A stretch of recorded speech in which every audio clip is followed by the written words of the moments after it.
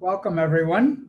This is our 10th Celebrating Success conference for our diabetes coalitions in the Appalachian region.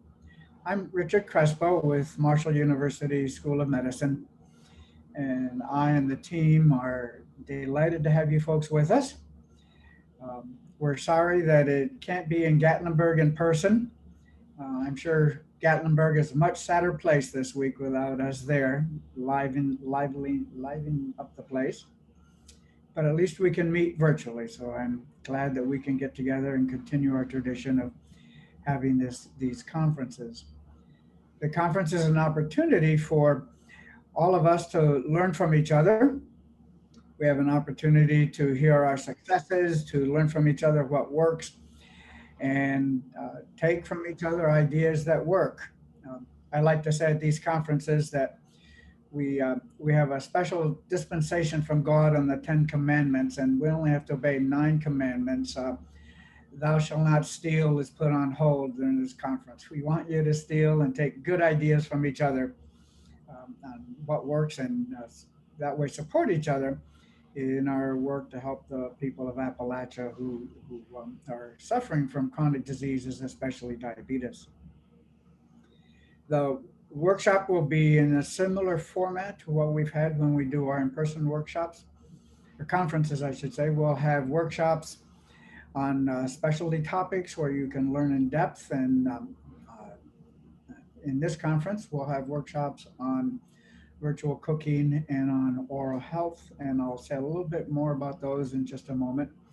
And then we'll also have some presentations from some of you folks who have been working in your communities for many years. Um, you all should have received the conference agenda from Sheila. I'm going to give a quick overview of the conference, and then I'm also going to explain to you how you get into your workshop rooms. So we'll start this morning with a presentation from Eric Stockton. Eric has been a longtime supporter of this work in his role as a staff member for the Appalachian Regional Commission. Eric has retired from the commission, but he's continued to participate with us as a consultant and as a friend to this work. And then we will have two breakout sessions. Some of you will have the opportunity to go to room one, which is Practice Made Perfect. And Kirsten DeBoard from Mingo County Diabetes Coalition here in West Virginia is going to walk you through an innovative cooking program. Traditionally, cooking programs, cooking classes, people sit and watch someone prepare a healthy meal. In this case, with the cooking program that Kirsten has pioneered, that was developed by the American Heart Association, um, participants actually prepare the meal as you go. So we're looking forward to see how uh, Kristen will share this new program with you. And then Gina Sharps from our team here at Marshall will share with you ideas and programs and interventions on oral health and diabetes. It's interesting that when we go to the doctor for a physical, we'll get checked out from head to toe, except the mouth. Our our doctors don't typically look in the mouth. It's as if the mouth is not part of the body. Well, uh, news to everyone, it is part of our body, and actually, it's a primary portal for diseases that can affect us, especially diabetes. And so, Gina will give you a little background on diseases of the mouth that affect our health, especially diabetes, and then learn strategies to incorporate and promote good oral health in the work that you do with your coalitions. Those workshops will go for 45 minutes. You'll have the first half of your workshop for 45 minutes, and then we'll have a break. We'll come back together again to the main meeting room, and Regina will get us moving If you've been to the conferences before, you remember we've done this live, and Regina has done always a great job of getting this moving. So she's going to do this virtually. And then we'll have some video tributes, and then you'll have the second part of your workshop. So don't change rooms for the second part. You'll have part A in the first session, and then you'll have part B in the second session that starts at 11:25. And then at 12:10, we'll have another break with virtual bingo and some more video tributes. And then in the afternoon, we'll have two panel presentations. One will be from the Lake Cumberland Coalition in Kentucky, leapfrogging COVID. And then there'll also be a panel presentation creating a food council to promote healthier lifestyles from Adams County, Ohio. And then on your schedule, it says Happiness at the Mock with Charlene Cook. We're doing a flip here of presentations. Charlene will do hers tomorrow afternoon. This afternoon, we'll have Jan Franchetti from Bledsoe, Tennessee, doing her presentation. And then we'll end the day with a virtual goodie bag of resources. So I'll explain a little bit how you're getting into your room. When you registered, most of you chose which workshop you wanted to go to today. And so Kevin is in the process of positioning you in the room. If you haven't pre-registered, then let Kevin know and he will put you in the room.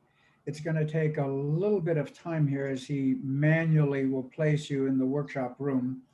And then you'll be in that room with your colleagues for the workshop session. And again, you'll be in the same room for part A and part B.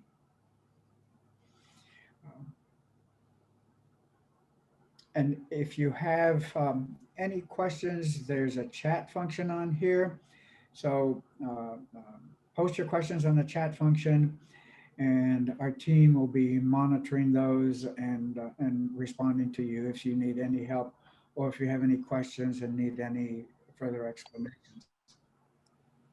So I'll turn it over now to Eric Stockton, and Eric is going to give us a year in review for our conference. Go ahead, Eric. Thank you, Richard. Good morning, everybody. I have a short PowerPoint to share, and just wanted to say I'm so glad to be here. Nice to see everybody and be connected again to you all in this wonderful project. Let's see if I can just find my thing here.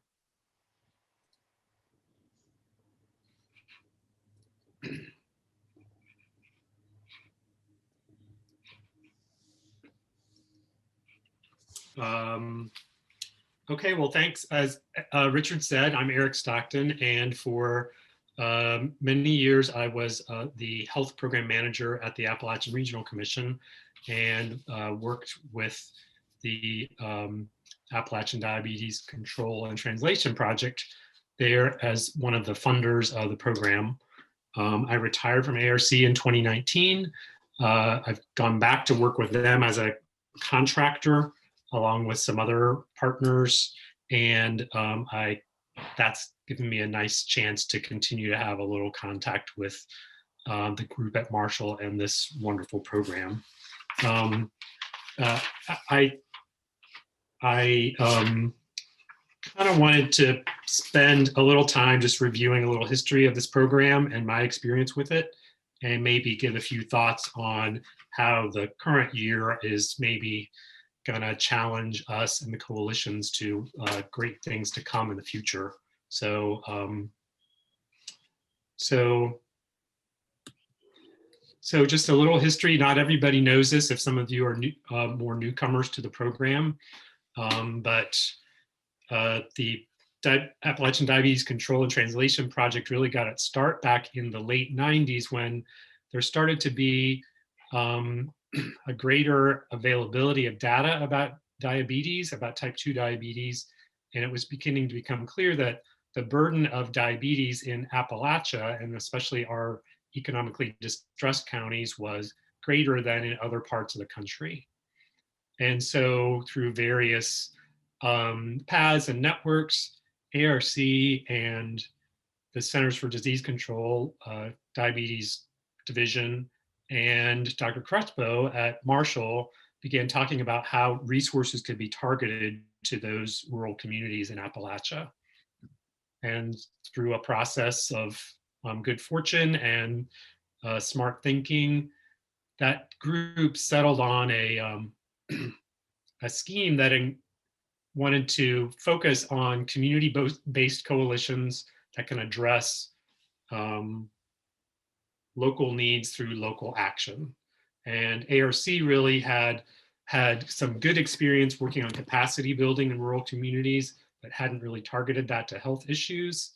CDC knew a lot about health, but didn't really have any particular connection to Appalachia, and had a little awareness of the power of coalition work. And Dr. Crespo and his team at Marshall really had access to the communities and expertise in reaching that rural population on the ground. So the program included, a planning process based on Diabetes Today, which is an evidence-based practice from CDC, and the use of mini grants to start up each coalition. Training provided by the Marshall Group to push best practices out into the field, and ongoing networking support for coalitions, because we knew from the beginning that connecting coalitions to each other is a way to help make sure they last beyond a short-term project cycle. And that's really the model that we followed since about 2000. So if we were in person, I would have people raise their hands. I don't know the best way to do this in this setting because I can't see everybody, but I would ask if people know how long their coalition has been functioning. Sheila knows them all by heart, but maybe people could wave their hand or something if you think your coalition was started in that early days of 2000 to 2005 or so. Looks like Adams Brown. I don't know, Charlene, I think Wyoming might have been in those early days. What about anybody, maybe 2005, 2010, that generation? Or more recently, there's probably fewer from the last 5 years. Any relative newcomers from like 2015 to 2020? I think 2019 was maybe the last round of groups who come on board. Well, anyway, it's so great to know that there's so many coalitions out there that have been working for so long and basically sticking with this model that we think is really powerful. So a few milestones from my perspective about the program. Not everybody knows it, but we used this as a model for a different health initiative at ARC with CDC's cancer division, which also relied on cancer coalitions. I really got involved in this when I inherited it from my predecessor, Henry King, about 2008. A really important turning point was in 2011 when Bristol Myers Squibb Foundation invested a total of about $2.1 million into the program, which really over 5 years kind of transformed our ability to really make a difference. And I believe 5 coalitions competed to receive $40,000 of Bristol Myers funding to really beef up their activities with that big investment. I think at that point, the involvement from Bristol Myers Squibb and their network really helped me and all of us, I think, learn more about diabetes and how to work as coalitions. And here we are back up to 2019, and we're really in the final round of the current version of things with the program. ARC and CDC's funding path, which is so rare to have lasted for 20 years, is coming to an end. And So I think this is really a time for, I don't know, reflecting about what's happened and thinking about what's going to happen next. Um, I think of this program and think of all the stories of so many conferences and workshops, so site visits, to many of your coalitions out in the field as I was going about my work at ARC. We had a great tour in West Virginia with the top leaders in the CDC Diabetes Division. About 5 years ago, we made some great site visits in Ohio to several coalitions doing good stuff there. Um, uh, 2018 or so, I made a great trip to Greensboro with a different program that really grew out of Regina's work to start the coalition there in Hale County. And of course, there's lots of good times in Gatlinburg to recollect and enjoy.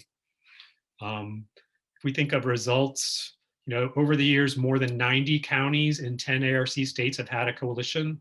We have 64 active coalitions today, and hundreds of people have been trained to provide self-management programs.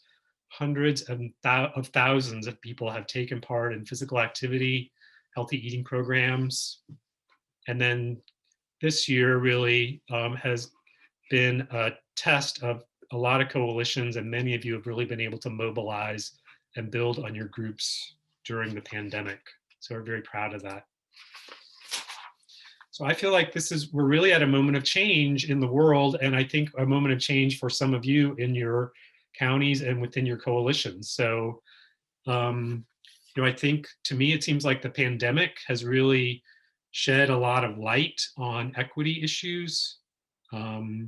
Many more people across the country are more aware of health disparities than they were before. As people have thought about what can we do about the pandemic, they've learned more about gaps in service and gaps in health outcomes for people of color, for people in rural places, people in distressed communities. So, those who are in the bubble of wealthier communities, more urban places, hadn't really thought before about why is it harder to deal with the pandemic in a rural community. I think it's been a real learning experience for a lot of people. And then, of course, all the action of Black Lives Matter has really brought to light the basic equity issues facing so many people in the country. I just think this means that people who experience these disparities in their everyday life are beginning to find their voice. They're beginning to find ways to, teach other people about these issues and the challenges they face. Learn more about the equity issues and how to advocate for their needs. And meanwhile, people with resources are seeing the light. And I think that means that resources are going to begin flowing more towards these communities that experience these disparities of healthcare access and health outcomes. Another key point I think about this is that a lot of response to the pandemic has really been about social determinants of health, all those interconnecting things that have to do with health. So, for example, a coalition or a community group might start out working on a pandemic response, but they end up working on food issues or childcare issues or transportation issues or job issues. And all of that is really cross-sector. And I see that cross-sector work as being about social determinants of health. I think that those partnerships can have life after the pandemic. So folks that used to primarily think of themselves as working on health are going to be making connections to folks working in other subject areas and find ways to work together. I think the coalitions are, meanwhile, also at a point where you all might be able to build on your coalition or become a model for coalitions working in other conditions. So substance use disorders, particularly, I think are a crisis that are going to be treated as a chronic disease. We might have concerns about lung disease. So all of you know that COPD is a horrible problem in your communities. But if there are long-term effects on lung function from COVID patients, we really might need to ramp up work on lung disease and COPD and the responses to that, such as pulmonary rehab. And I think coalitions could really be in a good place to help with that. So I just think it's a really exciting time for coalitions and for rural communities. The time is ripe for you all to jump and get moving. So I'm glad you all are here, able to gather today and talk with your peers, continue your networking, and I wish you all the best for the future. I wanted to say thanks to all the partners in this program. Pat Thompson-Reed and her colleagues at CDC have been great primary funders and great friends. My colleagues at ARC, especially Henry King, who was involved in the beginning. The Marshall team, Sheila, God love you for all of your big heart and your power out in the field. Good times with Marie Gravely, Mary Glenn, such a helper. Deb Keister for taking on the program as Richard transitions into retirement, and especially Dr. Crespo for all you've taught me and being such a wonderful friend and travel companion. And finally, just for the wonderful folks in the coalition communities who work hard to make a difference for the people of Appalachia. So I think that's it. How do I get out of here? There we go.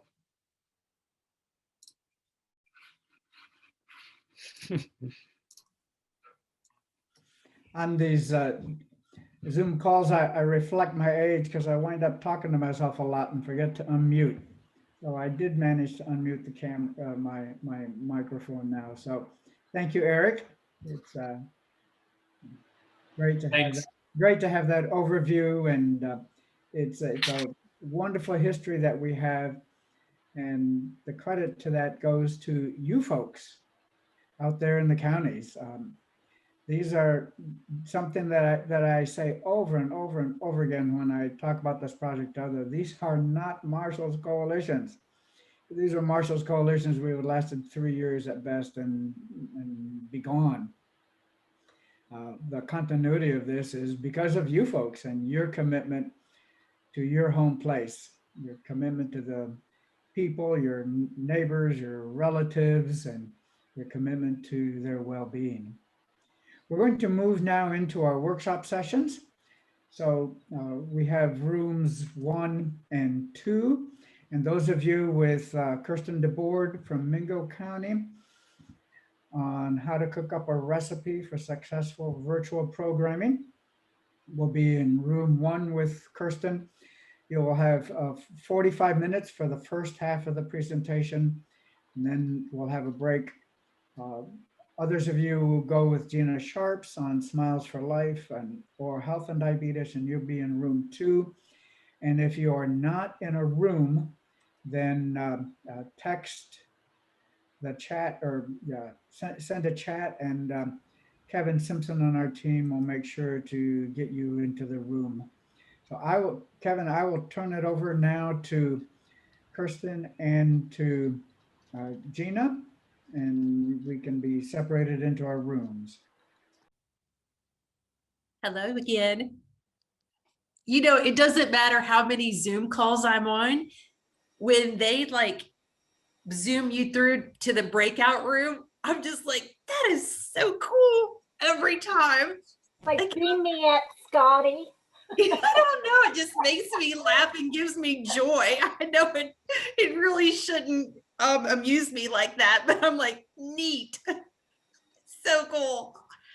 So we'll follow Kevin's instructions and give folks a few moments to pop into the breakout room. Oh gosh, you all, it's good to be back with you again. That was really fascinating. Oh, there she is. I was just getting ready to say that was really fascinating information that Pat shared, and then also yesterday with Eric's perspective of the program as well. Yeah. Yep. I mean, it's pretty humbling I'm sure to look back at the legacy, that Yes. you have left behind with this work. I mean, I've only been on the periphery of it for the last few years with the oral health component, but to look at you know, the inroads and results that you all have achieved. I mean, I'm sitting there like, wow, this is fantastic. Yeah, a lot has been. I'm so proud of this project, and I know it will continue and even grow. You know, it's wonderful to see.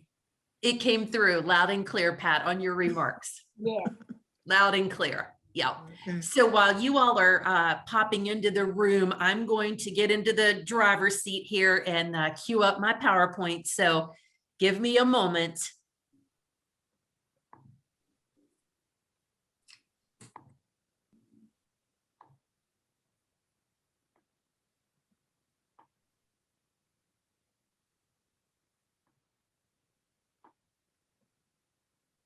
All right, how does that look, you all? You can just give me the thumbs up if that's looking good on your end.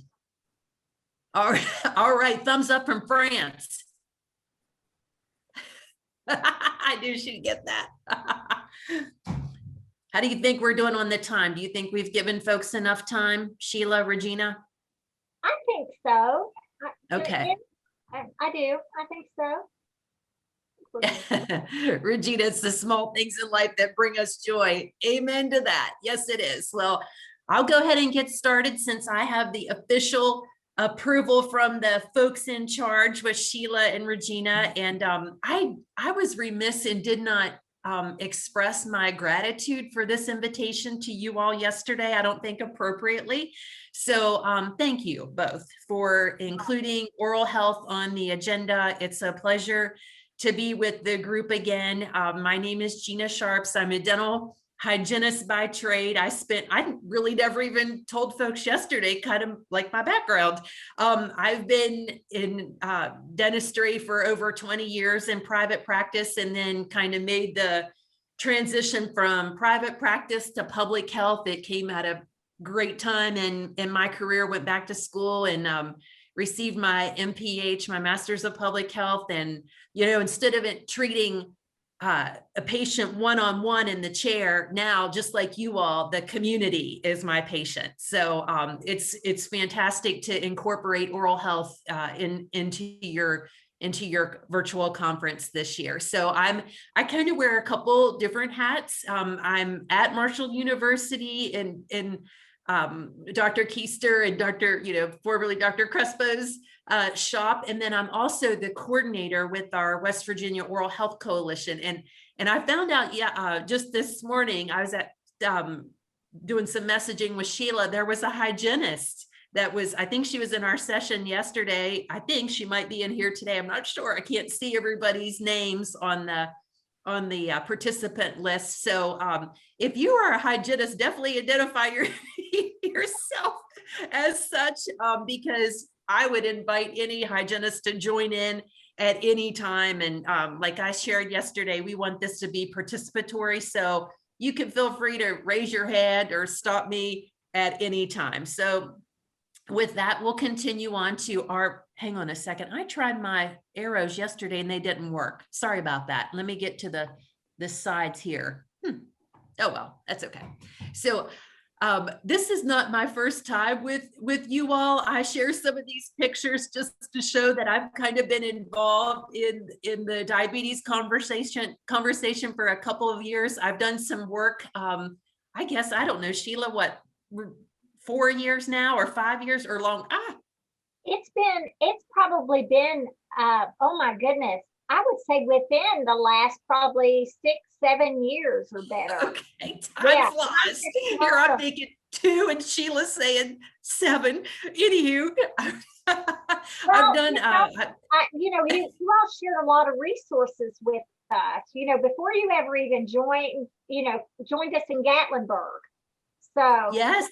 It's been a long time. It's been a long relationship together. Yes, we are committed. We're in it for the long term.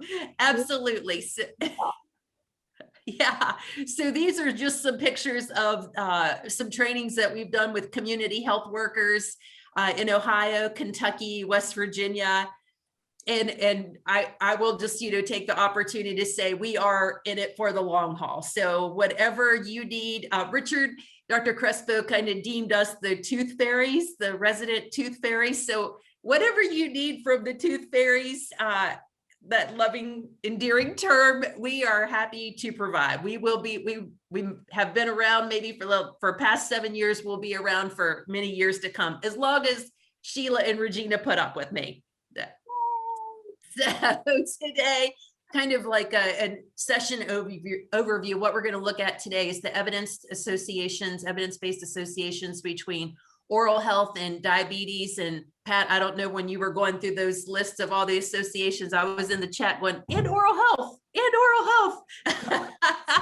And then we want to look at the significance of oral health into your overall diabetes management. Are you incorporating it now? If so, into your coalition work? If so, why have you incorporated it? Has it been successful? And if you haven't incorporated it thus far, definitely be thinking about incorporating in some form or fashion as we go through this information. And then we want to look at some resources that are available to you. And Regina and Sheila, I'd invite you again to correct me if I misstate this, but there is a virtual goodie bag of resources. I think you'll be talking about that at 1 o'clock. And the oral health, there's oral health informational sheets in there as well. And some of them I shared with the group yesterday, you can co-brand with your coalition's logo. So feel free to do that. That's pretty exciting as well. And then we want to look at some strategies that you can put in play with your individual coalitions, and I want to hear from you too, because I did share this with the group yesterday, and just reflecting on the initial agenda that Sheila and Regina sent out. What the conference objectives, there we are, is the last one, and you guys probably remember this: provoke critical thinking and creativity that can spark new ideas and better outcomes for each community. So at the very end of this session, kind of part 2, I'm going to stop talking, and I would love to hear from each of you, what sparked some new ideas and creativity around strategies to incorporate oral health into your coalition's framework and your outreach. So if there are some grounding slides or grounding information that I would share with you, or will be sharing with you, this slide right here is one that I would, pitch the tent and camp out over for a while. I'm going to take you back to the early 2000s. The United States Surgeon General issued the first ever report on oral health. And what it did was call attention to the fact that oral disease does not stay stationary in the mouth. It accesses the bloodstream and affects other systems. So there are associations. You can see, I'm not going to read all of them on the slide, but diabetes is up there. And for those of you, if you haven't seen it, it's just, a matter of time, unfortunately, that you do see it. You will encounter folks that will talk to you with their hand over their mouth like this, because they are embarrassed of the status of their oral health. And that has severe psychosocial implications. And it also can affect job eligibility as well. So incorporating oral health into your work is extremely important. So again, just calling attention to the fact that poor oral health affects your overall health and your well-being. And the most common dental diseases, which we'll look at this further: dental decay, dental caries, and periodontal disease are preventable, completely preventable. But yet it does run amok in the states, in the Appalachian region rather. So before we talk about what disease looks like, let's look at what a healthy mouth free of disease looks like. This picture is just, pretty straightforward here. And it was so hard not to be with you in person, because I was sharing with the group yesterday, if I was there, I would be up on the slide, like touching and showing you those nice pink triangles where the gum tissues come down in between the teeth. That's how the gum tissues should look. They should be free of any redness, puffiness, bleeding. You can see that the tissues in the mouth are lubricated. There's nice saliva flow in the mouth, and there's no periodontal disease or dental decay. So that's what, when we just kind of look at oral cavity, that's what we should be looking at. So how does this process start? How does it kick off? So one of the first things that an individual might even share with you all, and we'll get to some of the things that they might share about their oral health a little bit later, is if they say, oh, my gums are bleeding. Well, I love this analogy because it really kind of, grabs the mind. If you would go to the sink and you would wash your hands and your hands would bleed, that would probably freak you out, right? Yeah, that would grab your attention. But for whatever reason, when people brush and their gums bleed and they're spitting pink into the sink, you think they're going to mention it to their primary care provider or, their care navigator? Probably not. So it's gingivitis, bleeding gums is the body's way of signaling an infection. So that's the kind of the initiation of the disease process. The good news is that this is not permanent. This is reversible. So with like 7 to 10 days of really good oral hygiene, brushing, flossing, using an antimicrobial mouth rinse, this can be reversed. So that's good news. So how does this continue? So if gingivitis is not controlled, it will progress on to what we call periodontal disease or gum disease. The old-fashioned term for this was pyorrhea, and maybe some of you remember that. And sometimes older folks will still even say that. So, just keep that in mind as well. But this is where we're getting into severe destruction of gum tissue and the bone tissue. It can be controlled, but this can't be reversed. So I know some folks, when I present this information, they're like, ugh, did you have to show these pictures or do you have to say those words? But I'm a visual learner, so that's how I communicate information to you all, is through pictures. I just love the visual representation. So how do we get from the picture on the left to the picture on the right? What's the disease process, and what, might some of your coalition members be experiencing? And I can guarantee you they are, from when we look at the statistics of how prevalent this is, and especially with individuals with diabetes.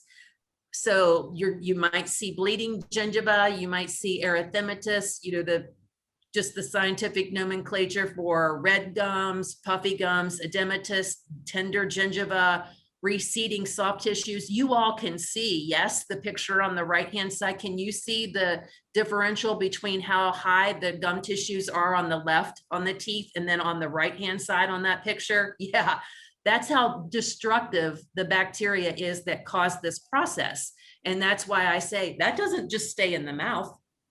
That accesses the bloodstream and can affect other systems as well. Some individuals might notice pus in between. I know, like, some folks are like, oh, gross, but that's the part of the process. And then halitosis, the word we use for bad breath. And then mobility, that's where the teeth actually get loose, because that bone, the bacteria is so destructive, it eats the bone in the mouth and cause the teeth to get loose. And of course, the next step for that individual is probably a partial or even a denture.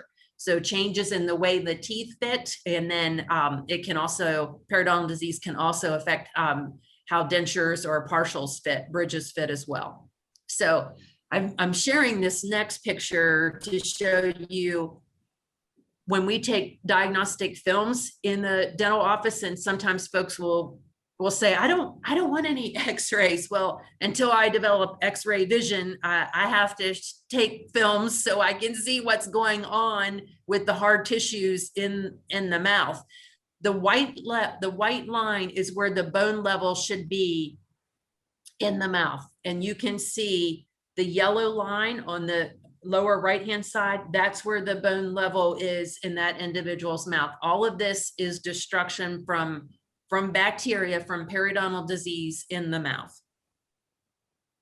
Okay, now this is the one that really, there's a few slides that grab folks' attention. This is one of them. The first one is really important about the Surgeon General's report on oral health and systemic connection, and then this ulcerated tissue. So I can guarantee you, if you all had a coalition member that would take their sock off and show you this picture, there is no way that you would not address this, correct? Yeah, you would be all over this. You would be getting that individual in to see their primary care provider. You would be in action. You would be taking care of business with this. There is more ulcerated tissue in the mouth of someone that has gum disease than what you see on the bottom of the foot. Now, I'll say that again because it's so important. There's more ulcerated tissue in the mouth from someone who has gum disease than the picture on the left with the ulcerated lesion on the bottom of the foot. So it's something that we need to be aware of.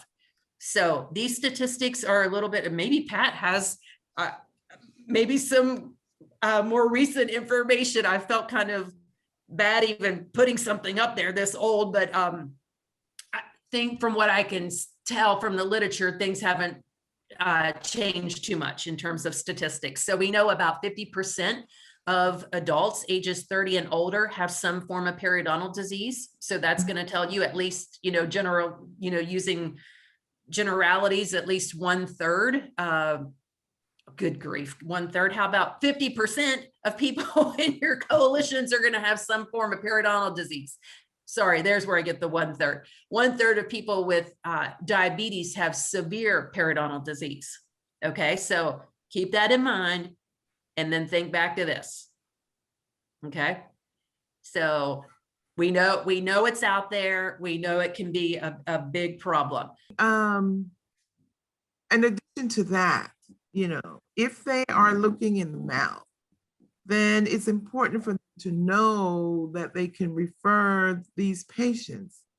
Because that's another piece, after I tell you that you need to do something about your mouth, then I need to be able to refer you to a place to go and get it done because, dental care is pretty expensive. Yes. And I know, because I visited some of those clinics when I was on some of our site visits, that are clinics in some of these, the federal qualified health centers, but people need to know what the schedule is so that you can actually give them a day and a number to call somebody to make an appointment. So that's the other piece. You hit the nail on the head. Absolutely. And we're going to talk about that a little bit later on when we talk about strategies and resources, because if you are creating that, that hunger for knowledge and just stressing the importance of getting oral health care, what's the next question that the individual is going to ask you? Well, thank you, Pat, for sharing that information. Do you have a recommendation on who I should go see? Exactly. So, for sure. So we have to have, that's something that your coalitions an activity that maybe you can do is put together a resource guide, a one-pager of all of the FQs, the federally qualified health centers in your area or the free clinics. And we've outlined the ones that I can think of, but again, we're looking at sparking creativity and your ideas. So we'll see what you can add to that list in a moment. Yeah, that was a great thought. Very good. And then looking back at additional oral manifestations, when we look at xerostomia, dry mouth, that is something just to be cognizant of, that a lot of medications with comorbidities, whether it's heart disease or, issues with pulmonary disease, a lot of those medications will cause dry mouth. So that can lead to increased cavities and diseases in the mouth as well, and frequent abscesses and fungal infections. So those are a few other ones to have on your radar. Sorry, sometimes my advanced button works and sometimes I have to go on the screen to do it. Okay. So Sheila, too, I know you said to go ahead and take the whole time. I have 11:18. What time do I go until? 11:30. Okay, 11:30, fantastic. And then you'll just kind of like raise your hand and say, zip it for right now, and then we'll do a break. I'll do You something.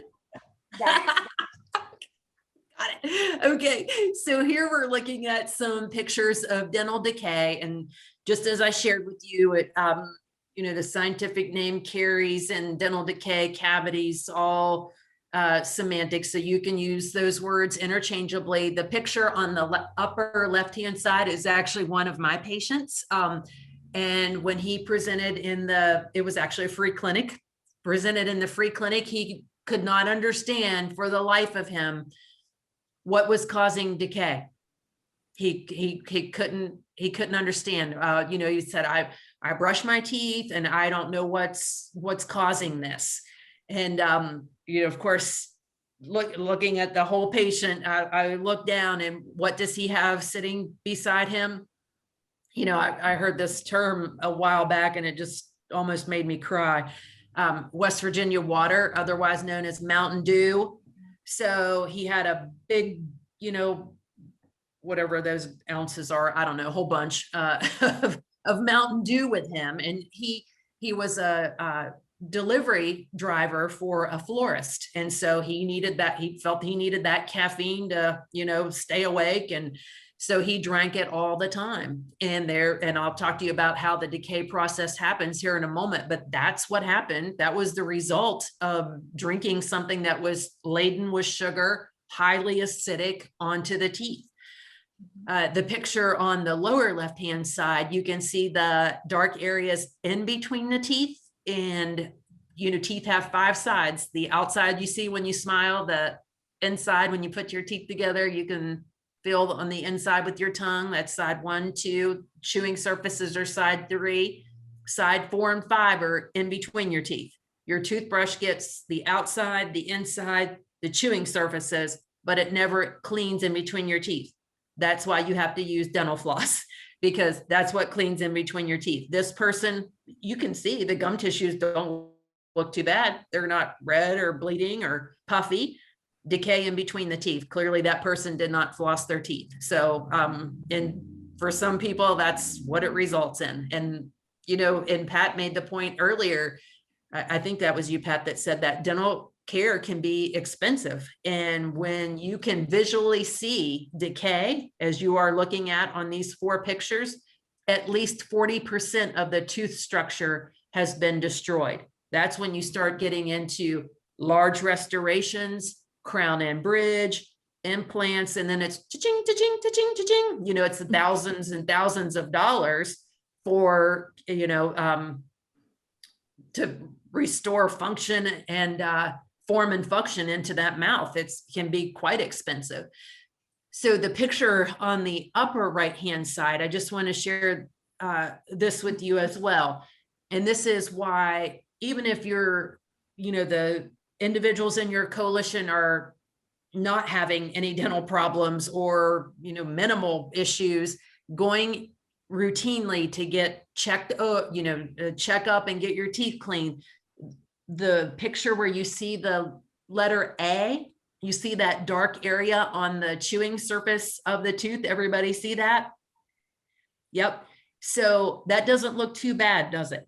But when you take an X-ray, you see the little black arrows on the picture that's lettered number B or letter B, that dark area, that's a cavity. That's how big that picture that just, you can see the little black dot on the tooth in A, but that's how much it's broken into the tooth.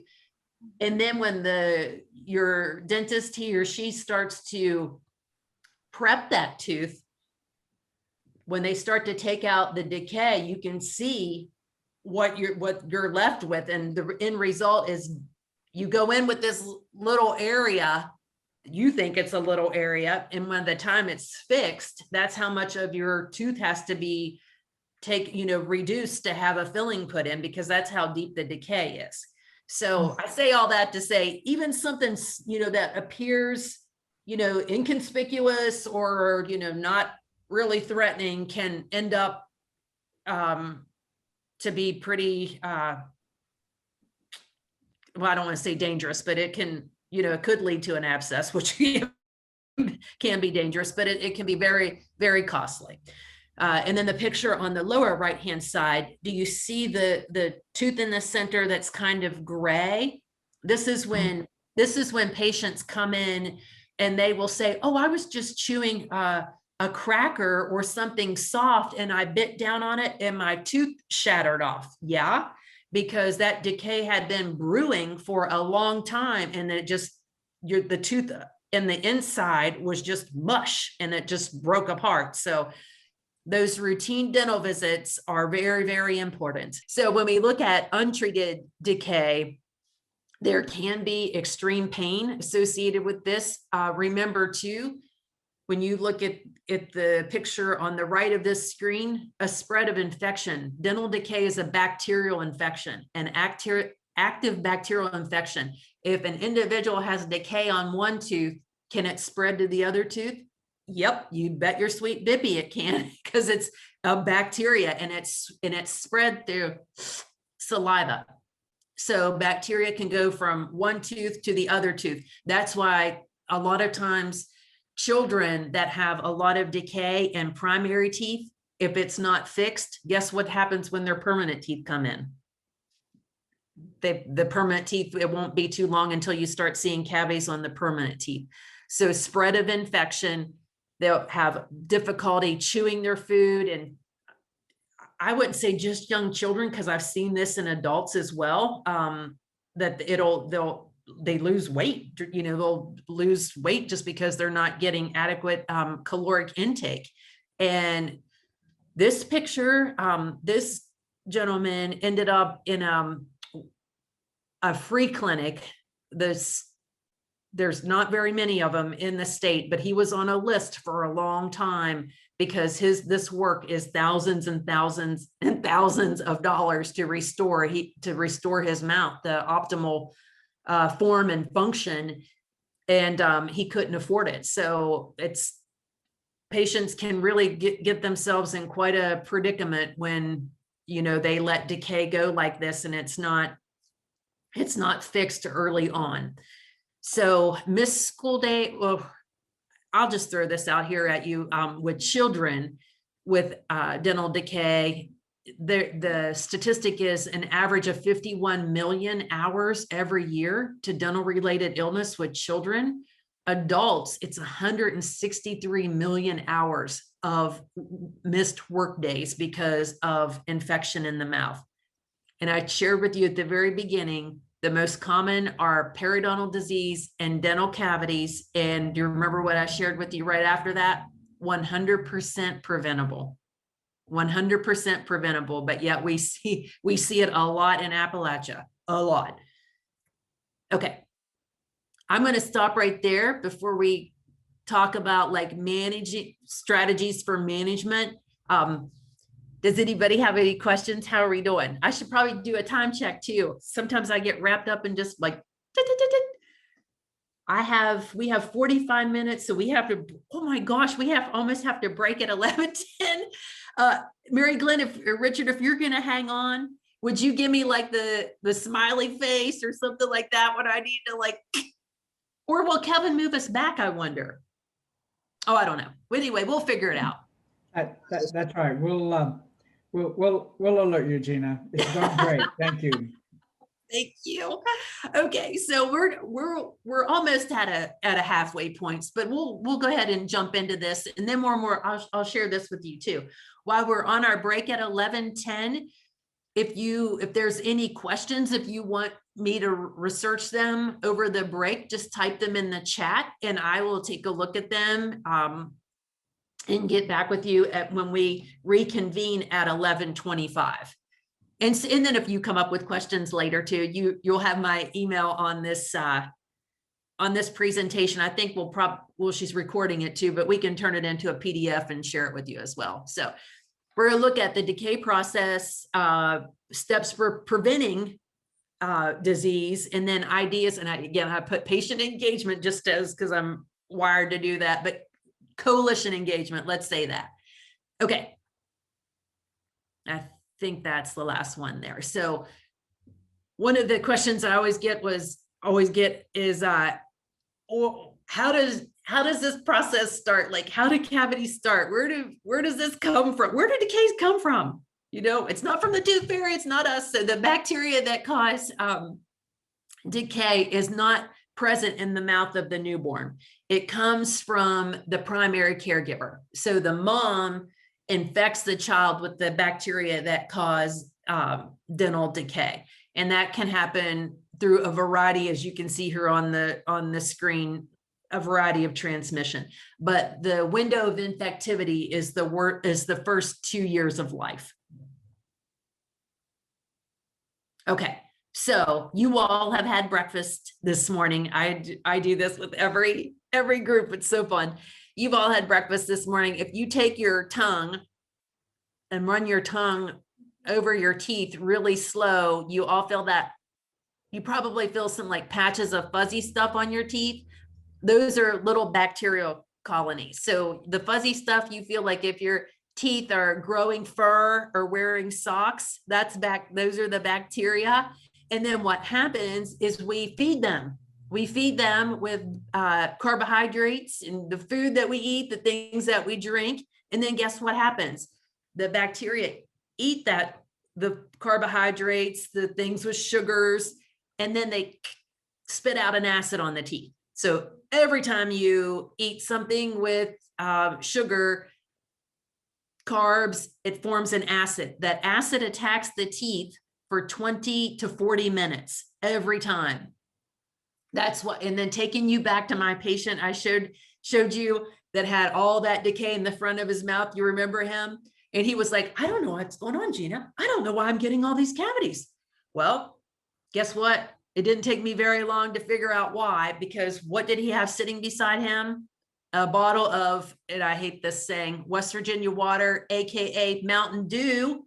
So he had Mountain Dew. He drank Mountain Dew all the time. He was a truck driver. He delivered fresh flowers. And so he drank Mountain Dew for the caffeine factor to help stay awake. But that's what it did to his teeth. Okay. I'll just say about this slide, it's factors that affect the teeth from the outside to the inside. Teeth never decay from the inside out. It's always from the outside in. So if the decay, which is kind of notated by this little black area, if it hits the orange part, that's the pulp or the nerve of the tooth. That's when a patient you might see them, or a coalition member with their face swollen or in pain. And if you've not had a toothache, yay for you. But if you have, you know that it can bring your day to a screeching halt, because dental decay and abscessed teeth are extremely painful.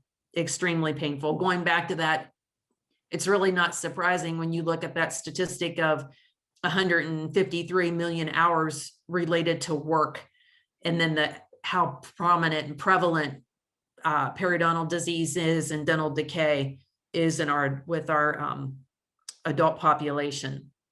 So I shared a little bit about this earlier with that story of my patient with all the dental decay in the front. Well, he had it all over. It was just, I got a nice picture of the front of his mouth, but it was throughout his whole entire mouth.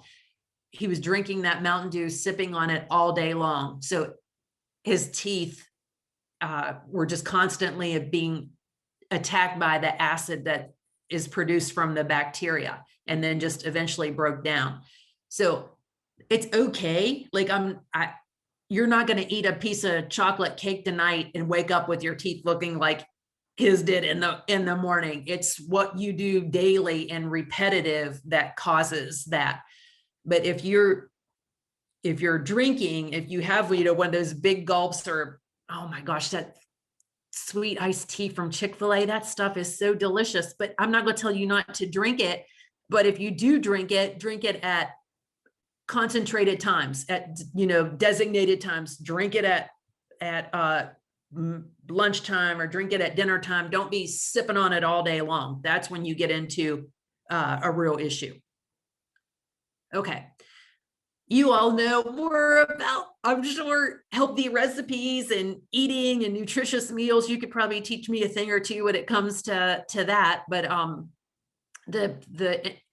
the piece that I want us to focus on this slide is fluoridated water and the importance of drinking fluoridated water and promoting that with your coalition members, because community water fluoridation reduces dental decay by 25% in both children and adults, just from drinking fluoridated tap water. You don't have to do anything else. Just drink fluoridated tap water and it reduces dental decay by 25%. I share all of that to say too, if you ever have, and every once in a while, someone will get a wild hair, and Richard and Mary Glenn from our Marshall team knows this. Like, we had just a, like, down to the mat, draw the line in the sand, throw down with individual in our community that got this, and if you read it on the internet, it's true, right? Who got this wild idea that, community water fluoridation was a conspiracy theory. It was a government plot to dumb us down and reduce our IQ, and all these associations between, oh my gosh, it just was craziness, but nothing that was evidence-based or scientific. There is no known health organization that opposes community water fluoridation. None, nil. It's not out there. So if you ever hear of rumblings in your community of individuals that are saying, oh, I don't think we should fluoridate our water, please get in touch with me, because it is such, it's one of the top 10 public health achievements of all time. And we know that it provides such a layer of benefit and prevention to you all and to our coalition members that you serve. So these decisions can oftentimes fly under the radar, and they're not made by individuals with health backgrounds. They can be made by water boards who are not familiar with the science around community water fluoridation. So if you hear that, please tap me in on that conversation, pun intended, because I would, want to be talking to some of the decision makers about that. So again, 25% reduction in dental decay just by drinking fluoridated water. And fluoride is a natural mineral. It's naturally occurring in water. So it's the 13th most abundant element in the Earth's crust. It's natural. When we talk about community water fluoridation, we will have to adjust it to bring it up to the optimal for reducing dental decay. So that's another argument that we hear too. That's not natural. Yeah, it is. Okay, so I have 11:07. This is kind of a natural stopping point right here. So if you all are okay, I think the plan is, well, wonder if it says here, break, let's move, let's groove. Will they take us back to the big waiting room or the big room? Yeah. They'll Kevin will take us back to the waiting room. Okay. With this system, he has to manually move people over. So, okay, this is a good stopping point. Fantastic. All right. So I think we've got most of the foundation of the science down now. So we understand the relationship between good oral health and diabetes management. So hopefully, looking back to that objective to provoke critical thinking and creativity for new ideas and better outcomes, just be thinking on this. If you've not incorporated oral health into your coalition's work, is there something that we've chatted about this morning, and we'll continue to chat here in a few more minutes, that you think, oh yeah, what would be a good conversation starter? Would it be, and I'll talk about these later, but I mean, whoop, there we are. Would it be having toothbrushes at your coalition meetings? If you have I know you're probably still meeting virtually, but when we're back at it, would it be that? Would it be having a referral sheet of dentists in your local community or free clinics or federally qualified health centers that you can share with your coalition members? Those are just, you know, some ideas off the cuff that I'm trying to, you know, share. But, you know, be thinking on that. Mhm. I'm going to scroll down Thank so I you. can see the, oh, you're welcome. Thank you, Gina. This has been great. Very, Oh, very. there's the rest of the everybody. Now I see their faces. Oh, good to see you all. Thanks for coming to the session. Let me check the chat too. Oh, there's Yeah, our notification that we're going to be Zooming. yeah.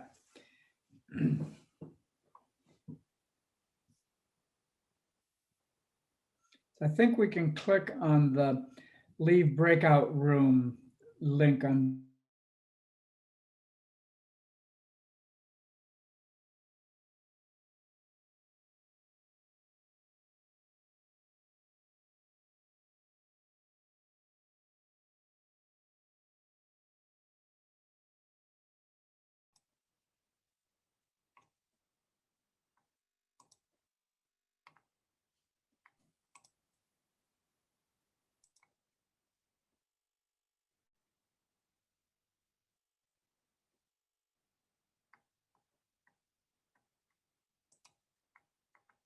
Well, welcome back, everyone. I think Kevin has, by the looks on the screen here, Kevin has brought us all back together again.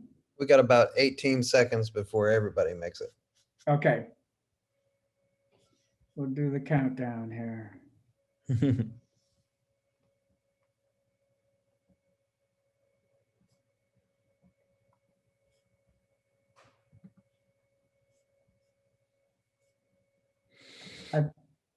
I volunteer at the health department for COVID vaccinations, and we give everybody a timer, a 15-minute timer after they get their vaccinations to sit and be observed. And I get people huddling around my table to turn in their timers to me, and they're all standing there counting 10, 9, 8, 7, 6, ready to turn in their timers and dash out the door. So are we all back, Kevin? I believe so.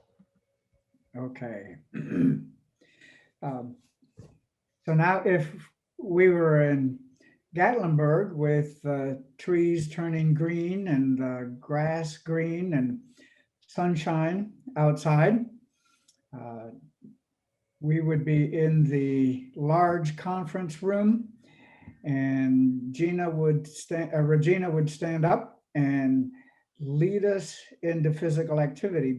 Before we do that, though, I want to give out a shout out to Miss Janice Hopkins. Sister Janice is a long time participant in our coalitions, and before Regina, there was Sister Janice, and she and Sheila would get up and lead us through some gentle yoga moves here as part of the break. So we'll transition here from Sister Janice now to Regina leading us in our physical activity. So Regina, take it away. Good morning, everyone. So I want you to stand up. Everybody stand up. And I got some music I'm gonna play. This is a very low impact Zumba routine. If you don't know all the steps, that's perfectly fine. The whole purpose is just to get you up and get you moving. Can everybody hear me okay? Thumbs up if you can hear me okay? Cool, cool, cool. Okay, so I'm going to start my music. Okay, can you hear the music? Thumbs up, can you hear the music? Okay, start with the gentle walk. Walk, because we're all about staying alive. Good. Good, then we go walk forward, walk forward if you have space, walk back if you have space, walk forward if you have space. Okay, Let's rock it. Staying alive, staying alive. Good. Y'all are doing great. Okay. Staying alive, staying alive. Staying alive. Switch. Good. Good. We gonna go back to our walk. We just walking. Gentle walk. Good. Y'all get warmed up yet? Thumbs up, warmed up. Walk up and walk back if you have space. If not, just stay in place. Walk back if you have space. Rock. Good. Y'all got some rhythm. Staying alive, staying alive. Y'all know this song. Good. I see you, Charlene. Okay, Pat. Okay. Back to our walk. I see you, Sue. All right, Mary Glenn, we got rhythm. Good. You getting warm? I see you, Sharon. Warm it up. Good job, Megan. Let's walk forward. Walk back. Okay, Catherine. Got Landis in there. Richard's walking. Let's rock, rock, rock. Good. We can do this outside. We're staying alive, staying alive. Good.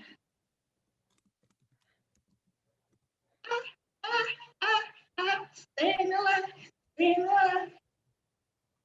If you see this on YouTube, it's not my fault.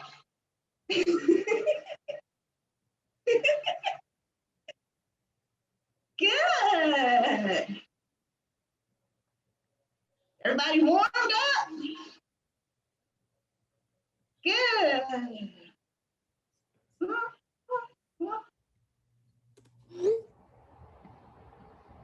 Good. It's back to our walk. We're just walking now. Good. You want to stay healthy? And we definitely want to stay alive. Good. Okay, Kristen up there, she got her own thing going.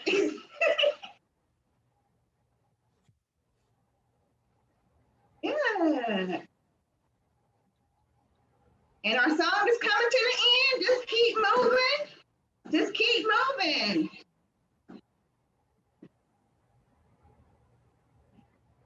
Woo! Give yourself a round of applause. Thank you. Y'all did great. Now get some water if you need some water.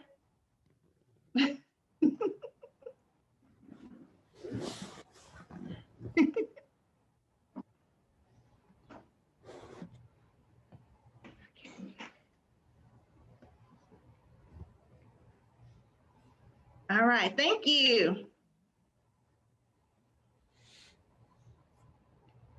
Okay, I believe we have a couple videos to show.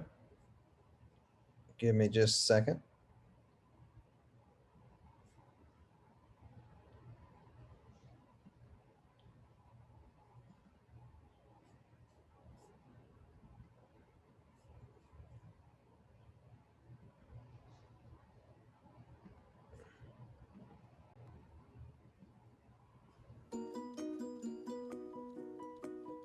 Hi, I'm Sue Basta, and I'm the coordinator of the Adams Brown Diabetes Education Coalition in Southern OHIO. We began in 2003, before smartphones, before Facebook, before satellite radio, and yes, before Zoom. We joined the Appalachian Diabetes Network in late 2004, and we now have 25 plus partnerships with various local groups and organizations. And thanks to the folks at Marshall University and their 3P, that is professional, practical, and personable help and support, we're still up and running and we're continuing to grow. Thanks, Marshall. Hi, my name is Braden Aersmith. I'm Taylor Cluxton. We are at the Peebles High School FFA. Our school garden was started in 2012 in memory of Richard Rhodes. Over these 9 years, we have been able to grow and produce fruits and vegetables that can be utilized in our school cafeteria. For this endeavor, we have been given hands-on experience and learning opportunity on how to grow and properly maintain a garden. Our garden was started by donations. From this, we have partnered with Adams County Health and Wellness, Adams Brown Diabetes Education Coalition, and other community organizations to create a sustainable garden. We have had a productive garden for 7 years. Our FFA members have participated in garden cleanup, garden planting, daily maintenance, and harvest of our produce. Currently, we are installing new recycled plastic beds, a watering system, and fruit arbors with the help from our coalition partners. Hi, I'm Megan Rowe, the dietitian at Adams County Regional Medical Center. Through partners of the coalition, grant money, and hospital administration, we were able to adopt new healthier food and beverage policies. With those policies, we make at least 50% of our food healthier, lower in calories, lower in sodium, and lower in fat. Through the grant money, we were able to purchase clear containers that makes the food look more appealing, both for our fruits and vegetables. We also purchased new software that has our nutrition labels and labeling system. Through the beverage policy, we have purchased fruit-infused water stations that has increased the water in the community, and we are filling this 4 or 5 times a day. We are also able to purchase new containers that are more sustainable, so we're no longer purchasing styrofoam. We purchase these green containers for all employees to use for their food. I'm Kim Brown with ABCAP. We're a nonprofit agency in Adams and Brown counties. We provide health, education, and social assistance. We have about 200 employees. In 2006, we received funding from ABDEC to begin a worksite walking challenge. We host an annual Not a Single Pound challenge. Employees weigh in and out. The goal was not to gain any weight. Over the past 4 years, we've lost about 200 pounds. Our worksite wellness team received donations of money and equipment from ABDEC, Brown County Wellness, Health Insurance Company, and others. Through ABDEC grants, we've been able to sustain these programs, plus start yoga, Tai Chi, and others for our worksite and our community. Hi, I'm Megan. I'm Sharon. And I'm Sue. Since 2017, we have partnered with Adams County Regional Medical Center to provide the CDC's Prevent T2 Diabetes Prevention Program. We're currently in our first month of our second group, and we have 13 participants. We now have 4 certified lifestyle coaches, and we have additional training and distance learning, which is a must for COVID-19's new virtual format. With this year-long program, we teach people with prediabetes how to eat better, how to lose weight, and how to move more to prevent and or delay type 2 diabetes. Good morning. Good morning. My name is Pamela Williams. I'm the Director of Nursing at the Brown County Health Department. In 2011, Sugar Helpers was started with the support of Dr. Sharon Denham's Diabetes a Family Matter project. Eventually, we took over the operation and have been the program champion ever since. With funding help from ABDEC and the Brown County Health and Wellness Foundation, and the Georgetown Church of Christ has permitted us to hold meetings in the church facilities. 12 to 20 people attend these monthly meetings, which provide support, diabetes help, and education. We have also have a free annual autumn diabetes celebration, which includes vendors, a talk on diabetes self-management, and a diabetes-friendly meal.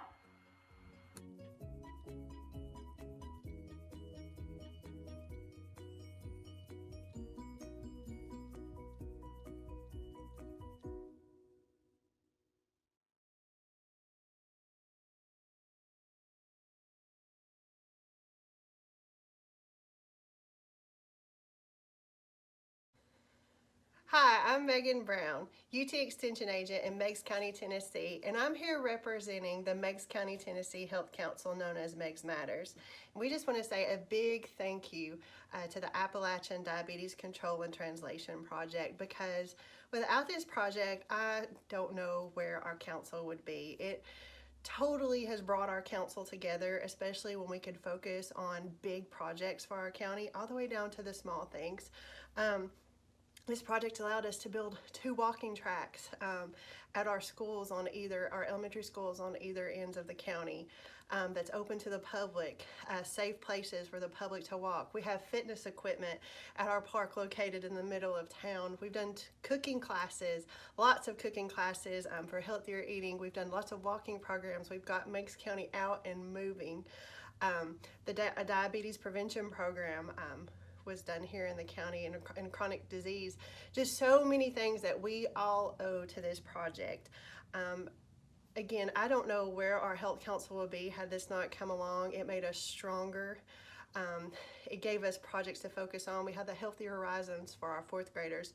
But also, in bringing us together, it opened the door for us to even bring a youth health council in. So now we have youth and adult partnerships happening and working on a culture of wellness in our county. And again, this was all possible, and it all started with this project. So a big thank you from Meigs County, Tennessee, and we just wanted to give you a glimpse of some things that are happening and have happened in the past. Again, thanks.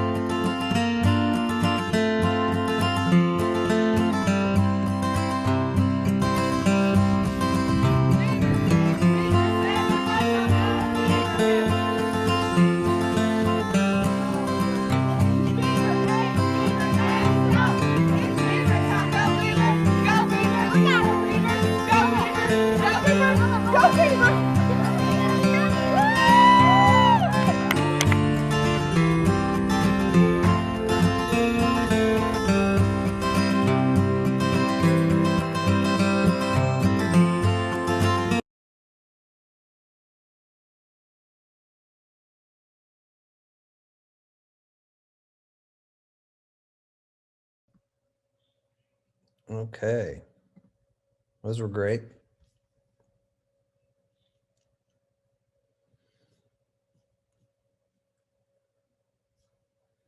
All right.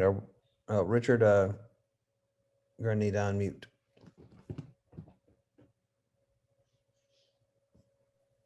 Had to find my face on the screen here. So so I could unmute. So we'll move now back to our the second half of our presentations. So if you were in room 1, you'll continue there. If you were in room 2, you'll continue there. Kevin, I think you'll be the one to take us back. Yep. Let's go. All right.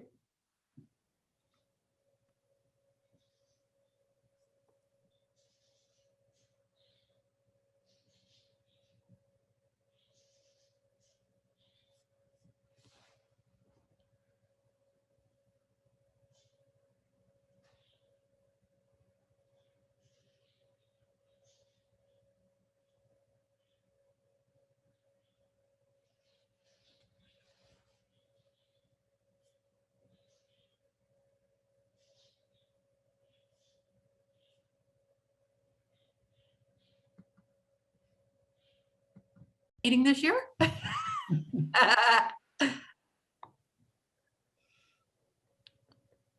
Hey, Gina, I just want to let you know they're slowly getting in your room. Just give it a second.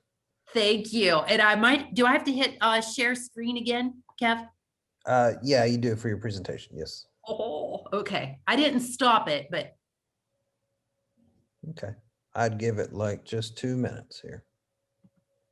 I'm going to rescue anybody in the breakout or main session, I should say.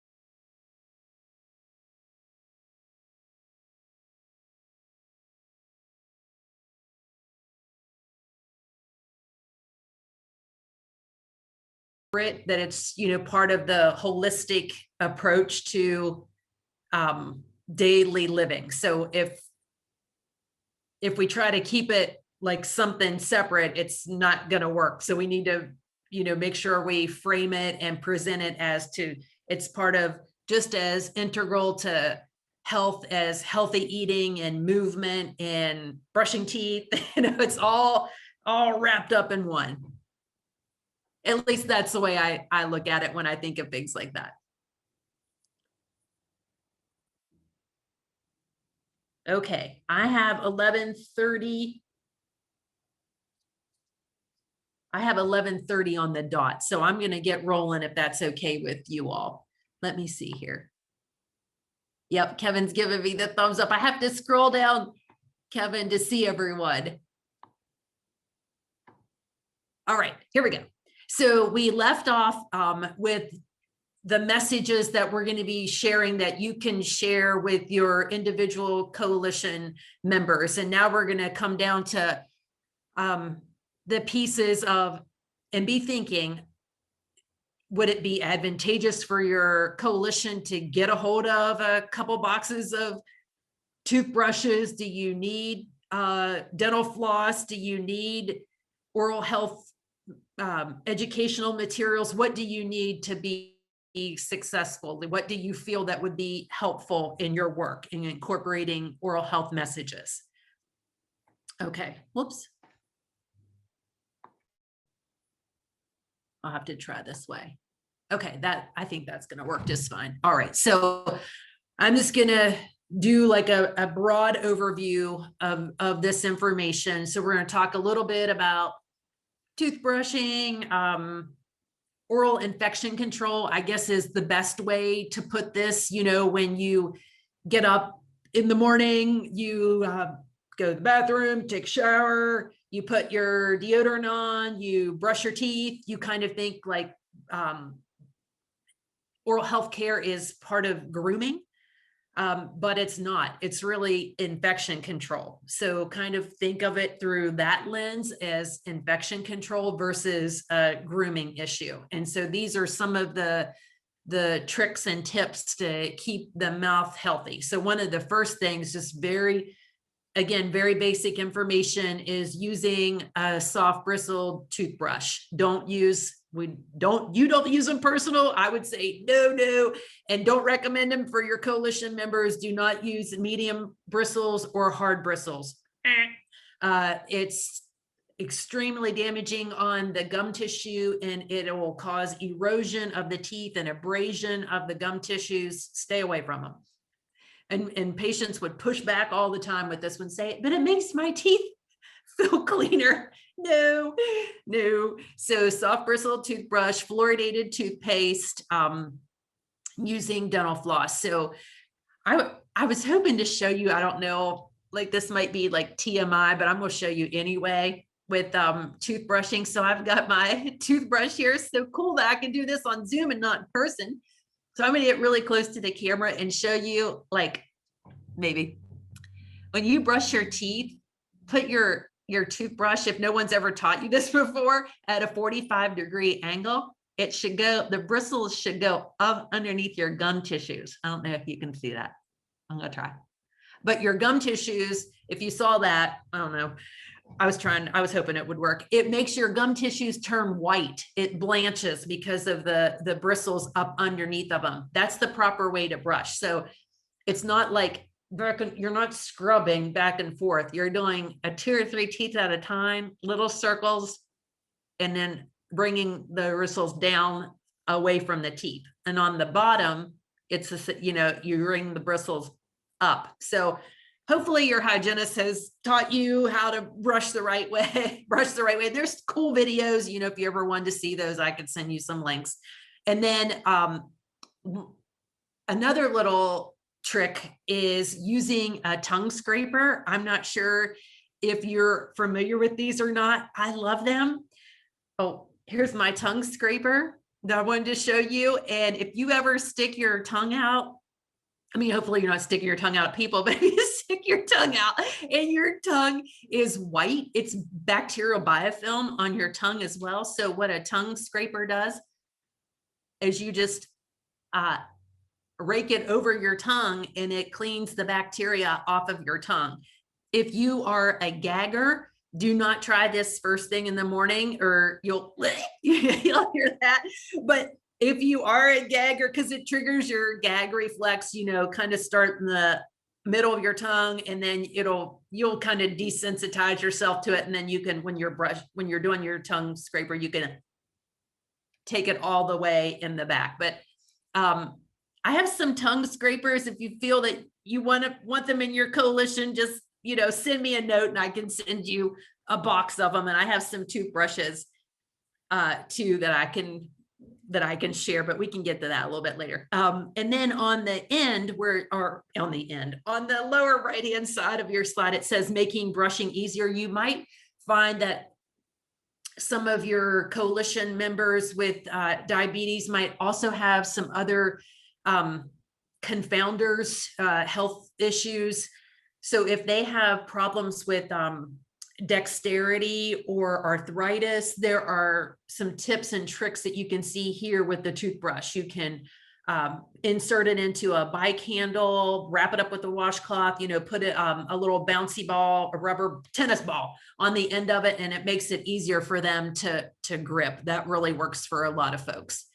And then flossing aids, I have another one to show you because it's so cool. It's these electric flossers, and I want to try this for you. I don't know if you can see. It just goes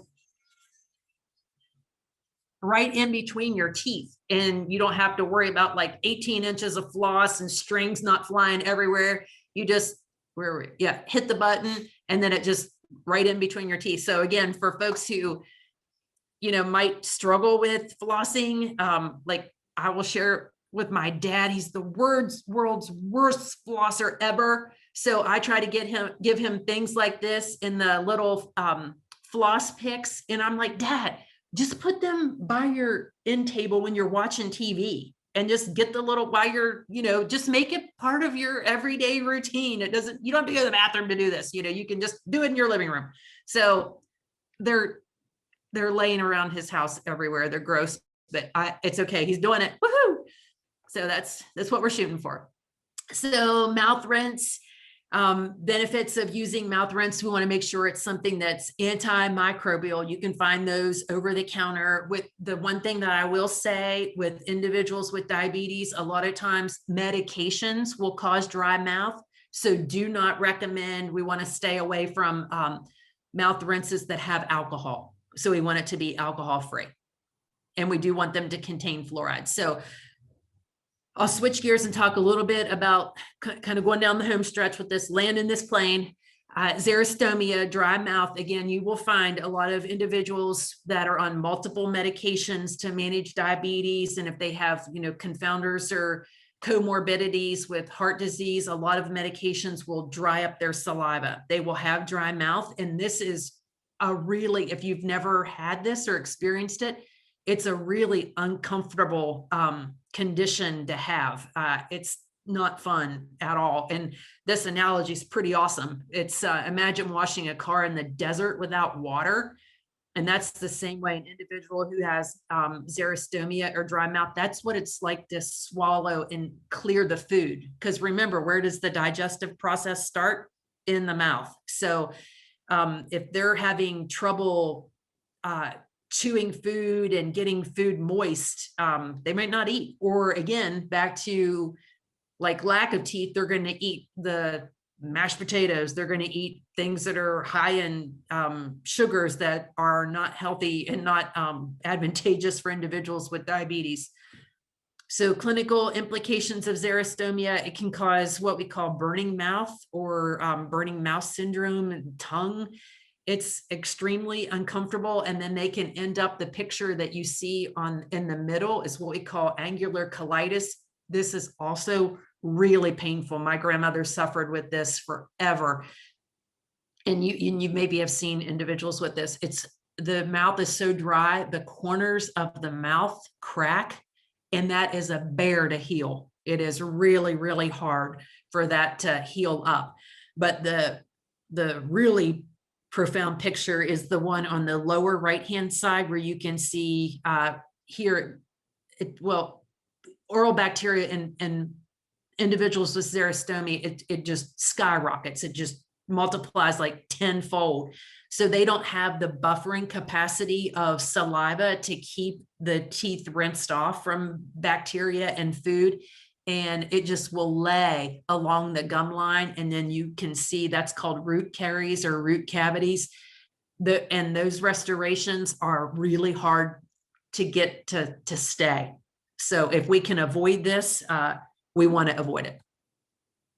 So these are some of the questions that you might field or hear when you're talking about oral health, and some of your coalition members might say, my gosh, I have to have water beside my bedstand all the time when when I'm sleeping throughout the night. I have to, take sips of water all the time. And that's like, that should be a light bulb for you. They're suffering with xerostomia, which another light bulb, they're at risk for dental decay. We don't want this to go unchecked. So there are some strategies that you can put in place and recommend. So I know this is a little like into the weeds, but it's still pretty cool. Your mouth has 3 major salivary glands. It produces like 3 pints of saliva a day. That's crazy, isn't it? Your mouth produces 3 pints of saliva a day, but there's a function for it. There's a reason for it. So helps to lubricate your mouth, helps to buffer the pH in your mouth. So if an individual has problems with it, you can say, oh, okay, well, if you have dry mouth, there's sugar-free gum, there's mints with xylitol, sugar-free candies. There's, I didn't put this beside me, but there's, when I've done trainings with community health workers, I've given them the Biotene gum and Biotene, it's like a gel and some of them are little patches that you can stick in your mouth and that just releases moisture. Really pretty cool stuff to help combat this. I see I want to check in my chat here. I see that there's something in the chat. Oh, that's Kevin. Okay. Sorry, I wanted to make sure I wasn't missing any questions. All right.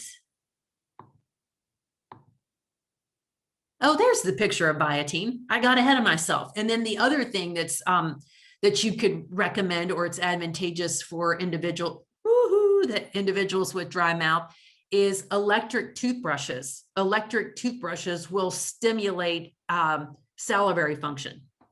So if they have problems with dry mouth and they're using a manual toothbrush, say, hey, why don't you consider switching to an electric toothbrush? And those are cheap now. You can find those for like $5 over the counter. You can buy them at the dollar store.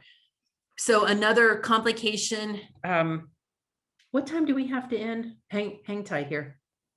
12:10. Ooh, I'm not going to leave much time for you all to talk. I'm going to buzz through these because I want to stop talking and hear from you.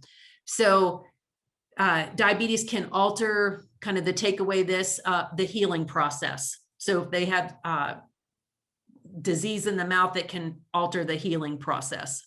And then fungal infections. So when you look at oral candidiasis or thrush, you can see from this information from the CDC, number 4 down, who gets this? Individuals with diabetes get this.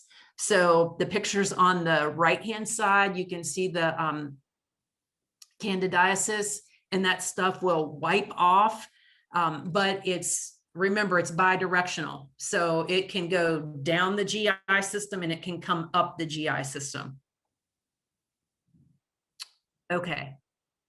I think we talked about this kind of peppered throughout this, throughout our workshop as strategies to achieve and maintain good oral health, talking, for you all to incorporate some component of oral health education or the importance of oral health education into your outreach, your coalition outreach. And then I want to share with you really quickly, lickety split, some of the educational materials that are out there.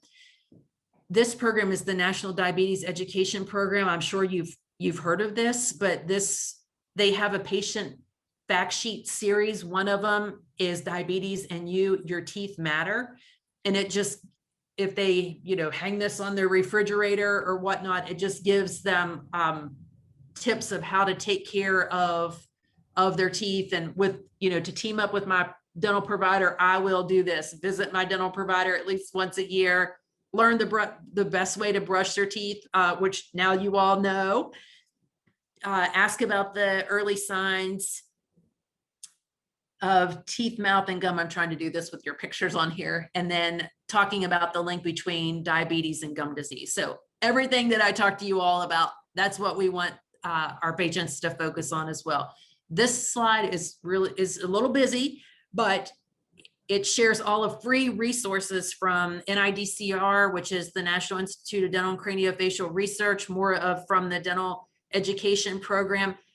This sheet in the center, you all, this purple one is my absolute favorite. This is a checklist. So when you're talking to your coalition members, this to-do list, when we talk about like motivational interviewing and goal setting, you know as well as I do, things fall flat when you're telling, when it's a one-sided conversation, when you're saying you need to do this, this, and this. It's you provide the education, and then you ask your coalition member, what would you like to work on this month?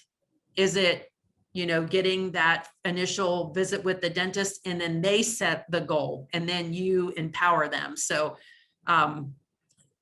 you can find, it's free, and I can send you the link, or when you have this presentation, you can just Google this and find the resource, but those are all fantastic resources. This one's more for interprofessional, and this is a referral sheet to go back and forth between the provider and the dentist. So you would have, you know, if the coalition member brought this to you, you could kind of see, you know, what they were facing and making sure that they follow up on this care. So the last block down where it says mouth, if they had periodontal disease, or they needed restorative treatment, or all those things that we just talked about, if they have xerostomia, you're going to know what to follow up and some things to recommend, some tricks and tips to share with them, fungal infections. So that's just something that we can put in place as well. And then a few of the key questions, you know, with good motivational interviewing skills, you know, you don't use those dichotomous variables of yes or no responses, open-ended, using your ORs, your open-ended questions. How does diabetes affect your teeth and the gums? Well, this one's yes or no, the first one. Do you visit your dental provider at least once a year for a full mouth exam? And if they say no, you know, then that provides you a foot in the door with, okay, well, let's, you know, maybe set a goal for this. What do you think about this? There's a relationship between diabetes and oral health, and, you know, X, Y, and Z, however you want to phrase it. And then what are the early signs of tooth, mouth, and gum problems? But if they're all over the map, I share all that to say, if they're all over the map with these questions and they can't respond to this, then there's definitely a need for oral health education. Okay, so closing up here, we want to make sure that all of the individuals in your coalition, that they have a dental home, that they're seeing a dental provider on a continuum, that they're not just waiting until they have a dental abscess or a toothache or a problem, that they're going routinely, having their routine films, having their teeth cleaned. And then if they have, you know, issues of gum disease, periodontal disease, dental cavities, that their treatment is complete. If it's not, then that opens up a potential conversation to identify why, you know, and that's maybe something that your coalition has resources, or you know of resources in your community. Is it transportation? Is it dental fear? And you can, you know, we can talk to that as well.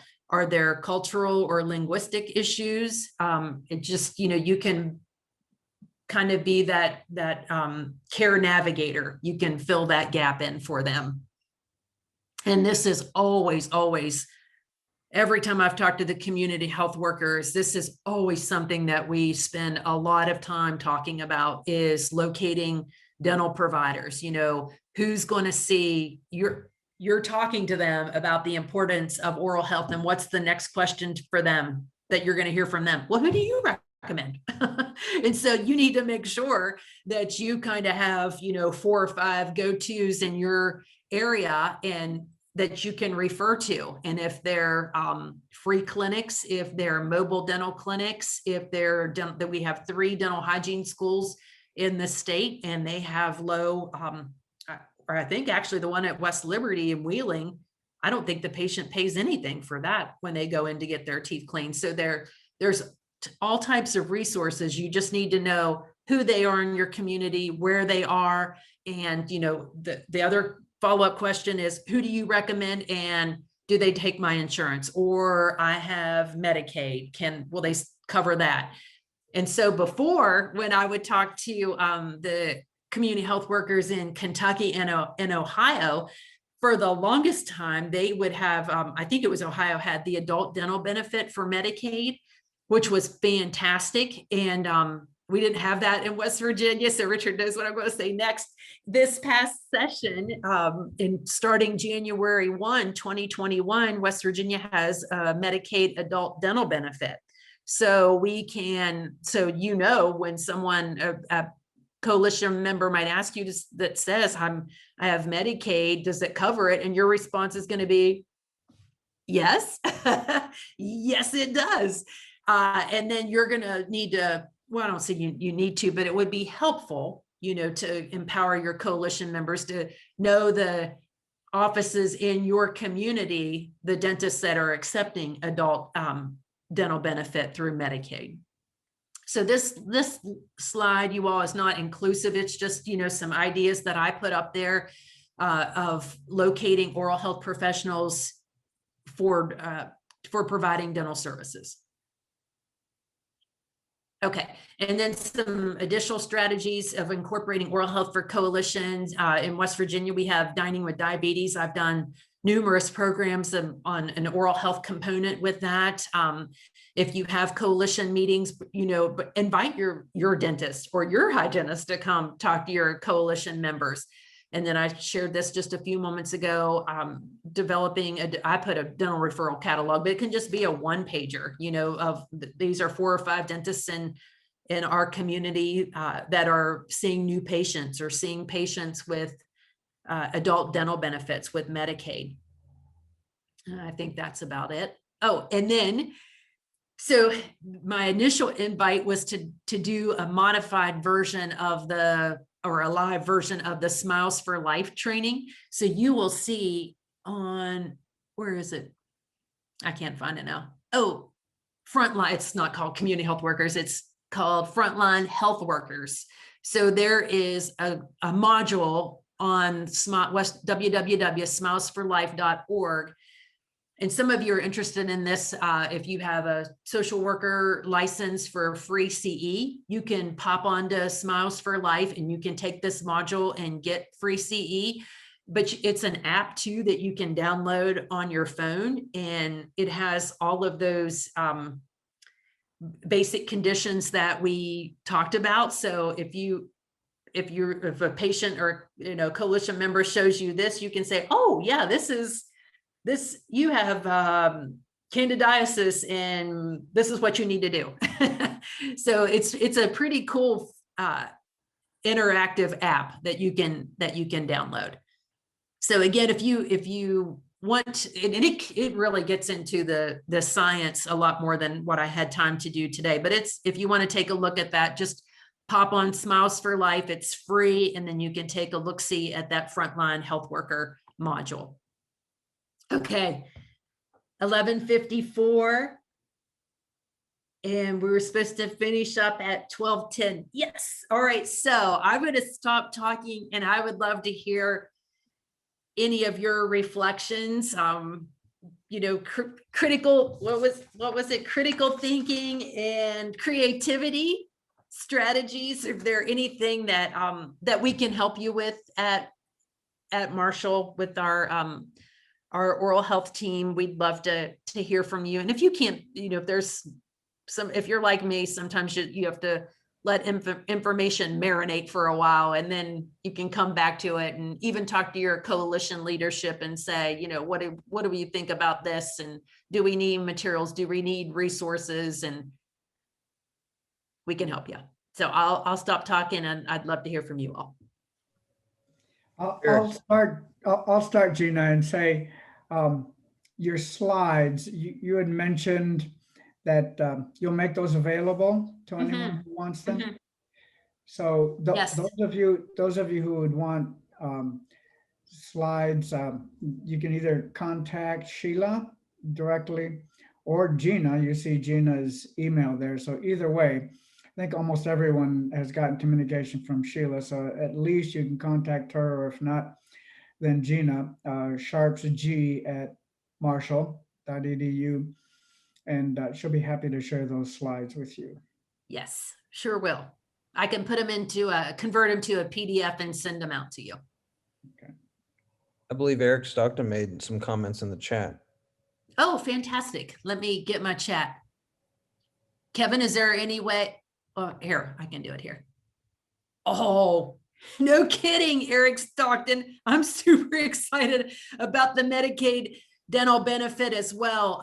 And just for you all in West Virginia, I can share this. We worked for 10 years on the adult dental benefit. And, you know, it's the legislature is always surprising. It went through last year with some help from outside partners, and we're just fabulous to see it in play in West Virginia. And Richard has been part of some conversations that we have just initiated with some internal partners that we're really going to look at promoting this benefit and getting it out there. We want all of the members of the state's MCOs to be aware of the adult dental benefit and what it looks like, how they can use it, and making sure that the dental community is ready to receive them as well. So we're starting that as well. Gina, is that both preventative and restorative? Yes, yes. Yes, so it includes all the things that we talked about. Getting your, that prevention piece, Stephanie, is so key. So getting their teeth cleaned twice a year, and films, diagnostic films, and restorative. Yes. Well, congratulations to the Tooth Fairy team. I know you worked hard on that. Oh my gosh, group effort for sure. But thank you, Stephanie. I appreciate your kind words. So now we just need to get, it sounds kind of crude, but butts in the chair. We just need to get those folks into the office and getting them utilizing that benefit, because you use it or lose it. And we know the legislature is going to be looking at the return on investment, and we need to make sure that folks are using it. And that's where you all come into play. I mean, there's a statistic that we share all the time with children. Children end up in the dental chair around 3 years of age, but they hear the messages from their primary care providers an average of 11 times for the age 1 dental visit and getting into preventive care early. So we're not the ones that patients, hear the message from. It's going to be you all sharing that message. So I don't think there's any, I'll look back in the chat to see here. You can just unmute yourself and share any thoughts, reflections that you have. I think I gave everybody time to copy down my email address. I'm going to hit stop share so I can see your faces. Jamie, do you folks in Kentucky have the Medicaid adult benefit? No? Jan, how about Tennessee? Do you know? I was looking while she was talking. I don't see that we do. It's covered by DentalQuest, and there's a low income or a low cost policy they can get, but it's not Medicaid. It's not TennCare. It's not free. Sharon, do you folks have it? No, we don't, Richard. Yeah. Okay. And that's that you all, that's really the challenge when you start talking about, you know, you're generating that excitement, you're generating the need, and it's on their radar saying, yes, this is an important part of my diabetes management. And then that's when you hit the wall of, you know, where do I go? Where do I go for these services? So back to that slide of those, you know, finding out who the free clinics are in your state, finding out the FQ, the federally qualified health centers that have a dental component, that would be so nice. You know, if you, it would take time, and I could help you with that. You know, through our network at Marshall, we're part of the American National Oral Health Coalition, and we're also involved with the Association of State and Territorial Dental Directors. So we know the state dental director in Kentucky and Tennessee, and we could always, you know, kind of tap them to say, hey, you've got an active diabetes coalition that's interested in incorporating oral health and sharing these messages with their members. What can you do? So we could help mobilize maybe some of your colleagues in your state. Chris and Sylvie, I don't know what states you are from. Do you, are you from states that we haven't mentioned? And do you know if you have the Medicaid adult benefit?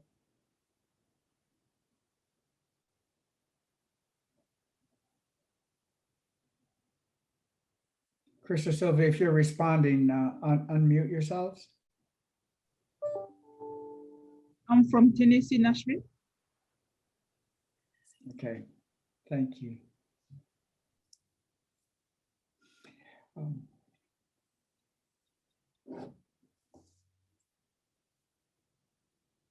I see your message there, Jan. I've got it noted down. How many is there an average, riddle me that, is there an average of memberships in your coalition, or does it vary from like coalition to coalition?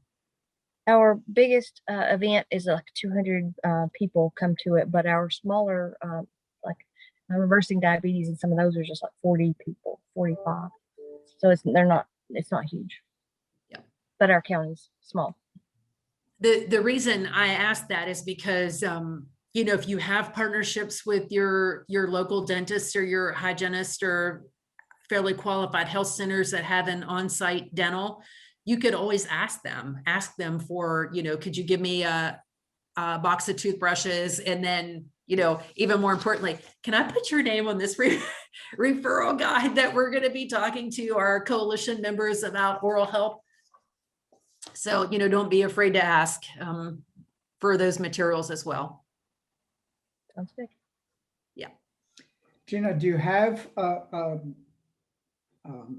handouts or patient-centered educational material that's in electronic form, that if people wanted access to those, that they could contact you?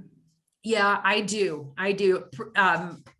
A few of the screenshots I shared with you on the kind of the busy slide with the NIDCR materials and the healthy checklist, those are electronic, and I can send those to you. And Richard, I don't know if you remember this, but in Mary Glenn, back to the training that we had years ago in Charleston, I think it was at a Holiday Inn, maybe. It might've been with community health workers. You were talking a lot about data collection, Richard, at that. I shared with you all that some of those materials can be co-branded. So you can actually put your coalition logos on those brochures. That's a pretty nice deal. Can you post, excuse me, can you post some of the materials you have available so that people can see and yes, pick and choose? Mm-hmm. There's that'll be a way in which Kevin can make those available sometime during the workshop as well, during the conference. We are releasing a Folks can toolkit grab. today. So, excuse me, we're releasing a toolkit at the end of the day. If you want to send them to if you're able to send them to Kevin during lunch, then they can be part of that download. Okay, I know, Stephanie, that's fantastic. I know for sure I can get the purple, the purple one, calling it the purple one. I can get you the purple one. That's my favorite color. That'll be good. Fantastic. This And is not Jen- professional at all. Sorry. Send it to Kevin, please. I'll do that. And Gina, if Thank you. not for today's toolbox, tomorrow, Sure thing. tomorrow's toolbox will work. Yeah. All right. So can I just take just one more opportunity to say, because this was well, no, this wasn't my first time at this conference. I mean, I've been with you all in Gatlinburg. I have 24 hours if I need to make any changes before I see your counterparts and your colleagues tomorrow. Are there things that I perhaps didn't share or touch on that I need to beef up or incorporate tomorrow? And if you think of something, just you can send me a note or tell me now. I just want to make sure that it's worth your time, that I'm being respectful to you all and what you need from us. It's a great presentation. Thank you, Gina. Oh, you're welcome, Stephanie. Good to be here. Great. I thought it was very comprehensive. Great job. Thank you, Mary Glid. Absolutely. We will be sharing the toolkit in both an email and a link, and it will all be through email. And we can share that at the end of the day, and that's the plan. Okay. Thank you, Kevin. I'll get you the purple handout. Sounds good. I want to make a plug for the Smiles for Life curriculum. Yep. Gina mentioned social workers. Actually, any healthcare professional, nurses, techs, Yes.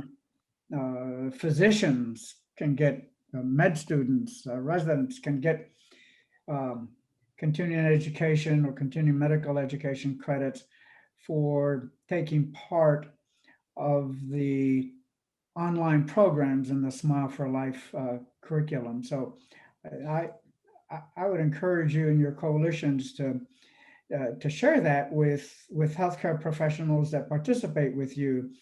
It'll be part of skills building for your coalition.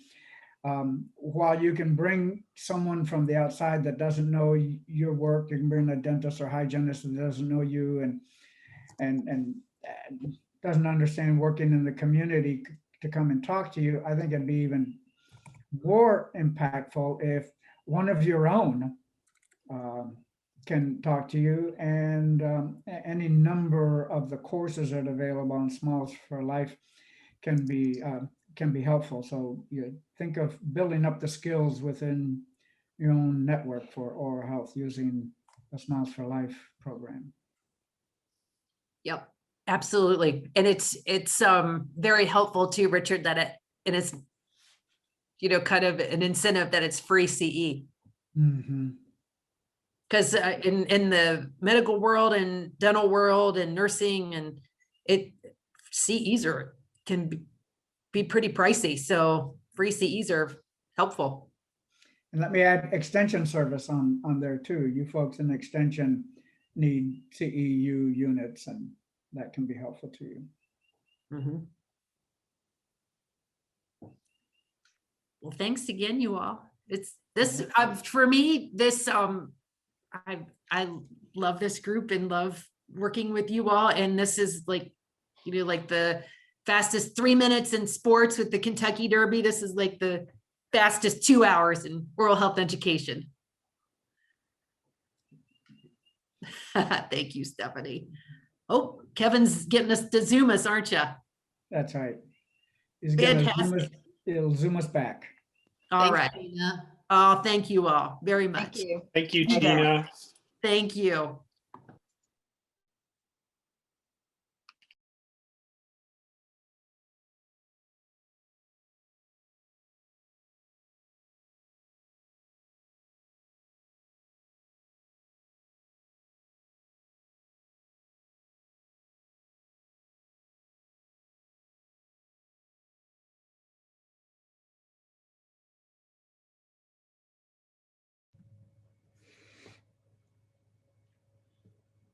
Okay, we got about 40 seconds until everybody joins us. Just hang tight.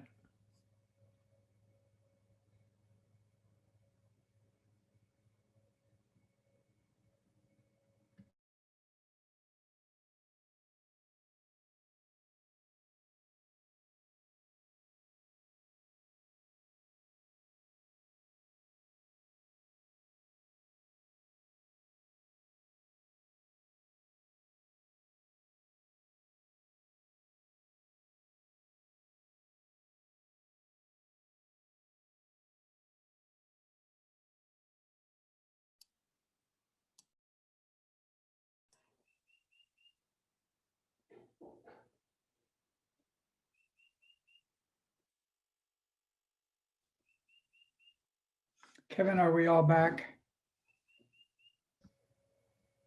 Yes, I believe so. All right, well, welcome back, everyone. Thank you to Kristen and Gina for your workshops.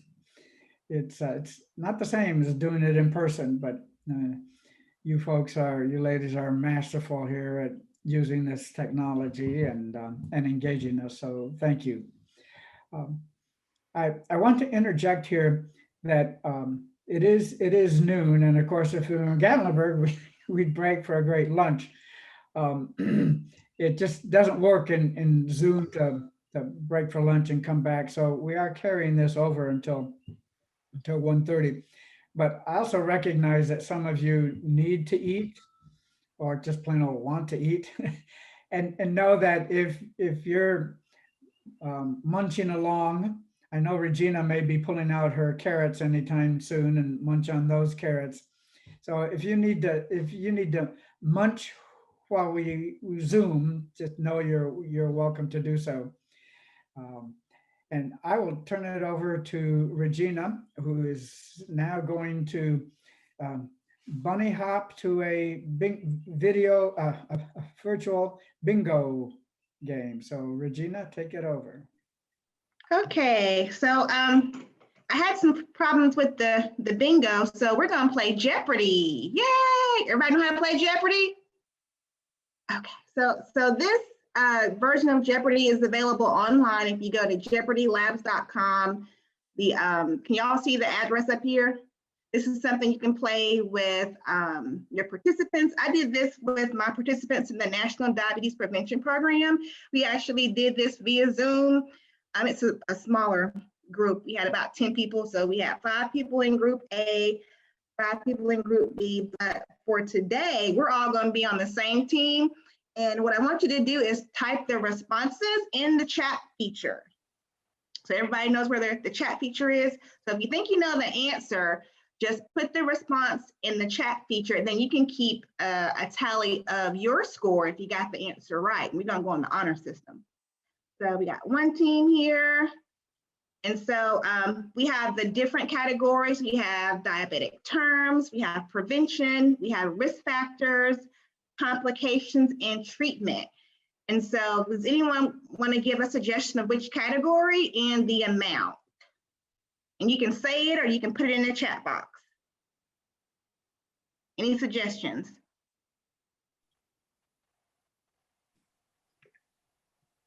Which Risk category? factors. Risk factors. Okay, risk factors, and for how much? 100. Okay, risk factors for 100. Okay, and this is the question. What is the type of diabetes that genetic and environmental factors trigger? So you can just put the answer in the chat box.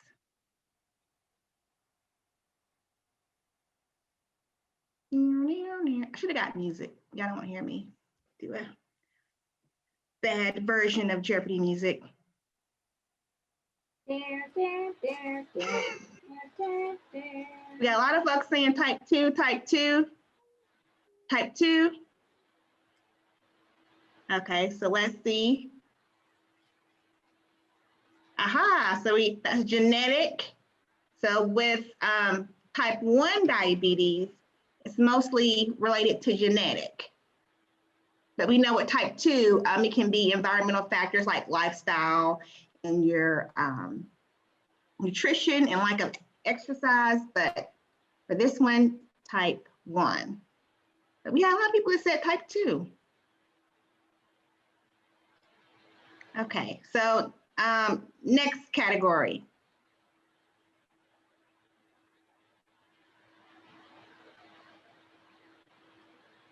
Prevention. Complications for 500. Wow. Wow, Sue, you just go big and go home. Okay. Complications for 500. What is the short-term complication that rapid intake of sugar corrects?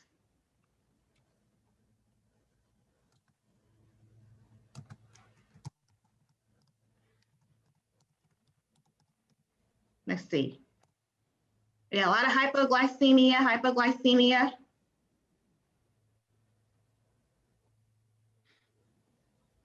Lethargic. Hypoglycemia. Okay, so let's see. Okay. Got 500 points. Okay. So next category. About prevention for 200. Prevention for 200. And the question is, what is the type of diabetes that weight control, this has so many, I didn't make this, weight control and increased physical activity helps prevent?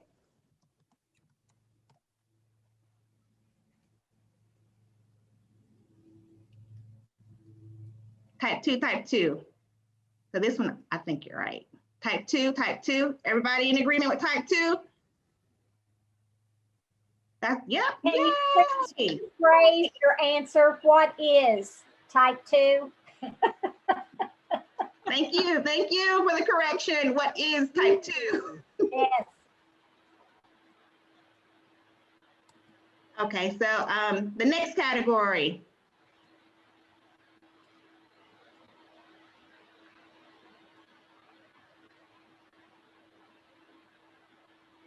What is, can we go with treatment, please? For how much? 500. Okay, treatment for 500.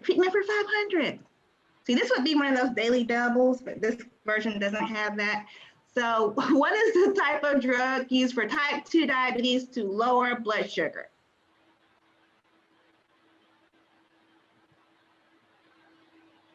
I think there's several, but we're gonna see what it say in the chat box. We got metformin, insulin injections, anti-glycemic agents. These must be our nurses.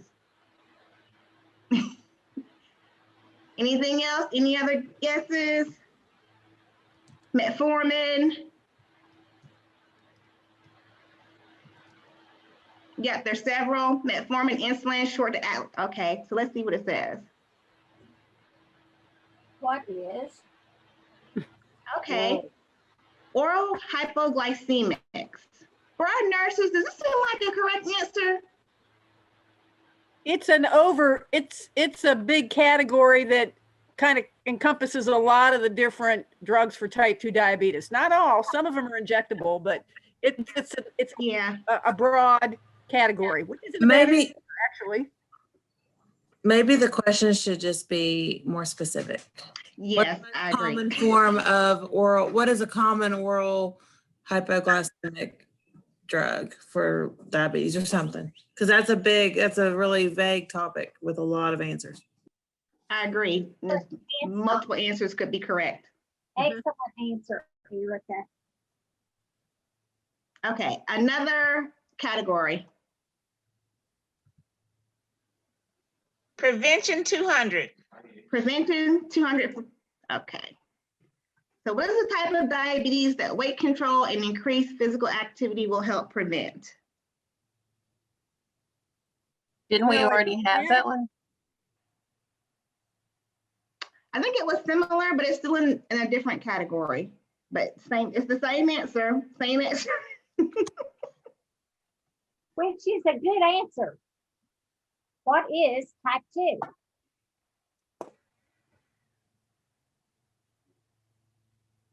Okay, we got a lot of, okay, what is type 2? What is type 2? That is correct. Okay, and let's do one more. Okay, what's the category? Risk factors for 200. Risk factors for 200. Okay. What is true or false? Inactive, this is a true or false question. Inactive individuals are at greater risk for type 2 diabetes. True, true, true. True. Okay. Okay, so that answer is true. So if you add up your points, let us see how many points you have. If you were keeping track of your points, how many points do you have?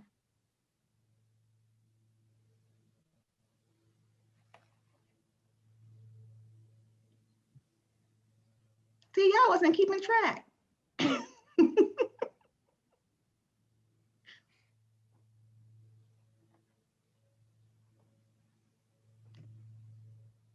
Okay, we got Beth with 1,100.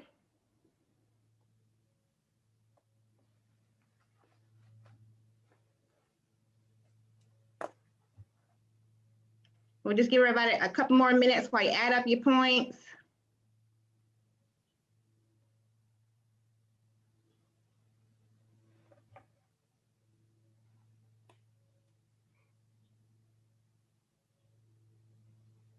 Was Beth the only one that was keeping the track? I know, Sue, you were keeping track. You're still adding up. You got that big 500. I kind of quit tracking after a couple of them. And so I don't know. I'm not sure what my total is.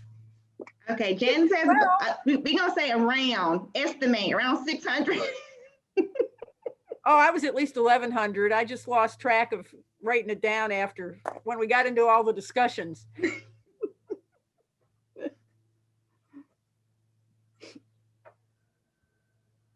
Shirley says she totally won. All right, so what I'll do is I'll find a better version of this game without the typos that we could play. You could play with your participants, and that'll become part of the resources. That was great, Regina. Thank you. You're welcome. Thank you. Thank you, Regina. Kevin, we have video tributes, but we only have about 3 minutes. Is there just one of the videos that you can show, and then we'll move on to the panel presentation? Yeah. Well, they don't list the time on some of these videos, so hold on, let me pull up If you one. do just one of them, and then from there we'll move on to the panel presentations. Okay, gotcha. Right away.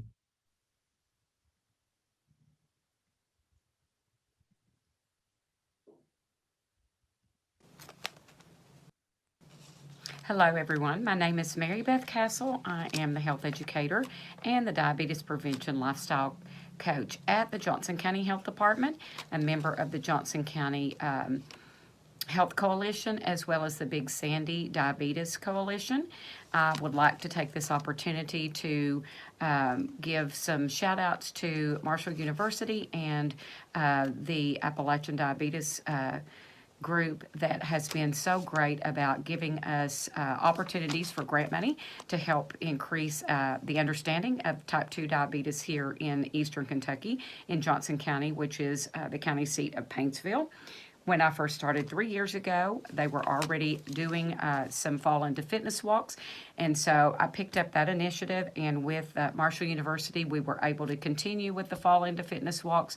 The Fall into Fitness walks have been a great resource for us to be able to promote type 2 diabetes, let our community be aware of the concerns with type 2 diabetes, and help to educate our community about better understanding type 2 diabetes and how to deter that and things that we can do. Unfortunately, we have a high rate of that in Eastern Kentucky in the Big Sandy region of individuals who are not only already type 2 diabetics, but pre-diabetics who are not even aware that they are. So with our Fall into Fitness walks, we were able to do 4 walks a year.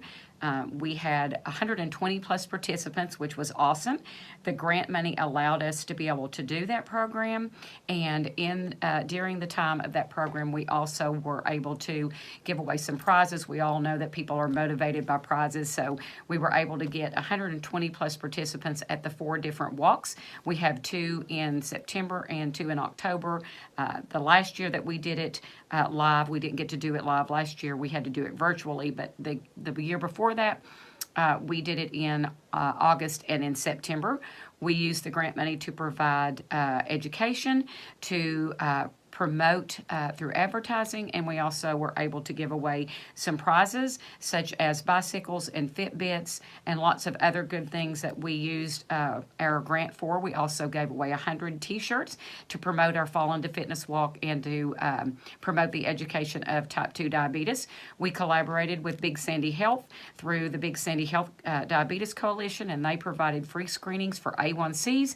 And that was really great because we were able to use that information, and I could contact individuals after the walks to invite them to our diabetes prevention program if they qualified with the 5.7 to the 6.4. So that was a great way to be able to get to reach people and let them know about our program and to get people into our program. Our program is fully recognized by the CDC. That happened after we got here, or I got here, and I'm so excited about that. With the help of Big Sandy Health and through the Big Sandy Diabetes Coalition, Big Sandy Health, as well as Paul B. Hall Regional Hospital. We've worked together to try to help educate people about the diabetes prevention program that we have here at the Health Department, and Marshall University and the Appalachian Diabetes Group has been just great about giving us the opportunity to be able to do that with the grant funding. And so through that, not only have we been able to educate in that way, but we've also been showcased on KET PBS with a special on diabetes, and it promoted our walks that we were able to do through the grant monies that we received. We've also been spotlighted in the Lexington Herald, and there was also a spotlight done on our program through Apple Shop. So there's been lots of great things. None of those could have happened without Marshall University and the Appalachian Diabetes projects, and we are so excited, and we hope to see those continue. We're excited to see where things are going to go, but as we all know, it takes money to do that, so we want to thank you all for doing that, and hopefully we'll be able to continue to do that, and we'll see monies being able to be used to help educate people in our community and make our community a healthier place to be. So once again, thank you for everything. So now we'll move on to panel presentations, and we have 3 presentations for this segment. We'll start with leapfrogging COVID in Lake Cumberland, Kentucky. So Vicki Albertson and Janet Coward will start off their presentation for us. So Vicki and Janet, take it away. All right, I think Vicki's getting it loaded there. While she's doing that, just to let you know, my name is Janet Coward, and I work for Lake Cumberland District Health Department, and also with me is Vicki Albertson that works with us, and Jamie Lee. We're all nurses, and we're all certified diabetes care educational specialists, and we're all master licensed diabetes educators. So we titled ours Leapfrogging COVID because we have basically been jumping around everywhere for the last year. COVID has just changed the world that we knew it. So we will talk a little bit about what we have done. We are located in Kentucky, South Central Kentucky, and Lake Cumberland has 10 counties. And I think if you've been to presentations before, Jamie always puts her hand up. We're down here when you look at your hand. But we've had the 10 counties, and of our 10 counties, they're all rural. 8 of those counties actually have received Marshall funding, and we are so very, very thankful for that. Of these 10 counties, we have do activities in all of them.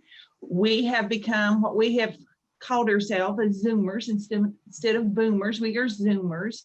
We actually started doing diabetes self-management education classes before COVID, probably a year before. We had actually got a grant through the state that we started providing some classes via Zoom, and Jamie was actually the one that jumped into it and started doing it. And since then, we all have. But with our classes, we have opened this up. It's across the whole state of Kentucky. People can participate, and we have actually had people.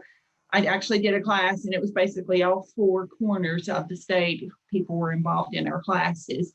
With our classes, we also had folks outside of the state of Kentucky that wanted to attend, and we checked with state laws and licensing.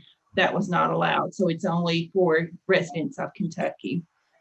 But we do these classes, and basically it is a 2-hour class, and we do 4 sessions, and we have done it different ways. We've done it one day a week. We've done it twice a week, morning, afternoon. We just try to break it up to see what works. And it has been very, very successful.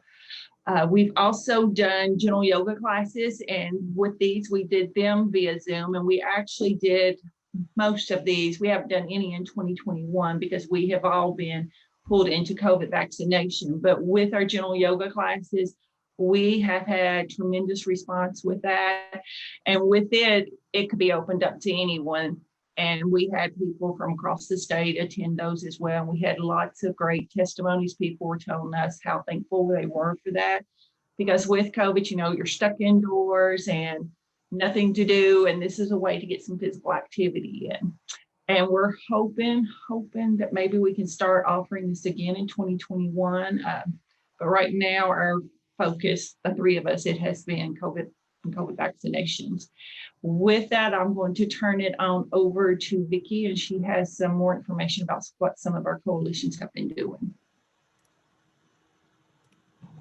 Hello, I'm Vicki Albertson. Some of the things that we've done in our communities is the community gardens. In Cumberland County, the produce, it's given to those in the community and also to the food pantry there. The community garden there has been pretty successful. It's located right beside the housing authority. And so the folks that live in that community, they can just walk over to the garden and harvest what they need. And then of course they have folks that are dedicated to going and harvesting the veggies out of that garden and distributing it throughout the community. In Russell County, the produce was given to God's Food Pantry, and it was shared at a Hispanic church there, and then it's also taken to low-income housing apartment complexes. And they've been quite successful. In Cumberland County, of course, with that COVID, we've had a lot of challenges with that. A lot of folks are shutting in. They're not being active. A lot of people are becoming depressed. And so we came up with a plan by thinking inside the virtual box. I had to point out our cool t-shirt design here. I about wore the graphic designer out because I wanted it a certain way. And I want to give a shout out because the folks at Marshall, and then we had our friends Kristen and Jenny and Alexis give us some great ideas on what to do with like the virtual walk. So that was really handy to have. So our idea was to get all folks walking during October. And we wanted everybody from the couch potato to the triathlete. We wanted everybody to be able to get out and move around, but we wanted them to social distance. And so we were looking at different routes that they could do. So we had everything from like a 1/4 mile track to, we had the kayaking, which was like a 5 mile round trip. I don't think we had anybody kayak, but so each person, they received a t-shirt. We did have a registration fee because we did want some buy-in to the program. We didn't just want them to say they were going to do it and then not doing it. Everybody, you know, that were in our coalition, the community partners, and we had goodie bags that we gave out when they registered. Anybody who completed 3 trails or walks, they received our snazzy medal there. Those were low-cost medals, but they're very nice medals. And so what they would do for us to track when they had completed those 3 things, they would take pictures and post it to like Facebook, or else they could text it to a cell phone that we had. And so these are the folks who made our program really successful, and we were very proud of them. When we first started this program, we had folks say, well, there's nobody going to do it. You know, we've tried virtual walks, nobody shows up, you know, But despite that, we had 64 people to enroll. So I was just really, really thrilled with that. The testimonials we've got listed here. One of the ones that that pops out at us is that there was one that they couldn't walk to their mailbox, and when they saw the flyer, they decided that they'd do the program. And by the time the program was over, they were walking 3 miles. So we were pretty happy with that. But we had good turnout. We've had people telling us that, you know, they're excited for this this October. They want to do this again. So that's on our to-do list to try to do this again this October. And that was pretty fast, but that's what we've got. And if anybody has any questions. Any questions? Either speak out or put something in the chat. Vicki, I see that I haven't looked at the chat, but there's a lot of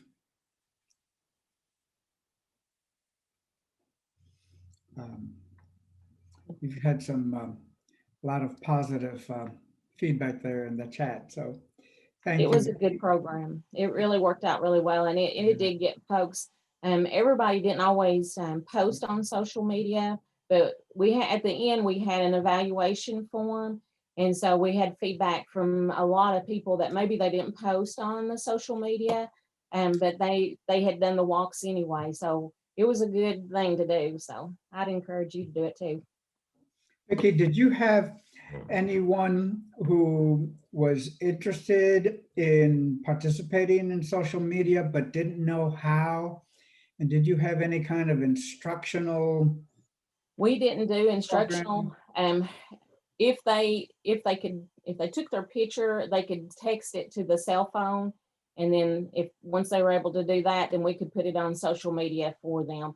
And I think that we did have some folks that took pictures and didn't know how. And so like they might have shown up either like to our extension office or whatever, and then they could take it from there and put it on for them. So, you know, but it is an issue if they don't know how to use the technology. So we try to help them out. I wanted to also say, I meant to say when I was talking about it, as far as our gentle yoga, in one of Vicki's coalition meetings, there was a lady there and she wanted her employees to do it. They were actually, it's during COVID and they were at home. So we actually did a one session of gentle yoga for the employees of this particular place, because she said they were just so stressed. So it wasn't a 6 weeks program. We just did a 1 day for them to sort of de-stress. And so that is something also, and again, hopefully we can offer that again after we get some of this vaccination stuff done, but it's a really good program. Lake Cumberland is rural and mountainous. Did you have internet connectivity issues for some people? We do. We have real issues with access to internet. Either they can't afford, there's just not a whole lot of providers, so you have what you have. And oftentimes that's just one resource. And if it's not a good resource, you know, it's a problem, but we do have issues with that. And we did print out flyers for that, and we took them to different areas.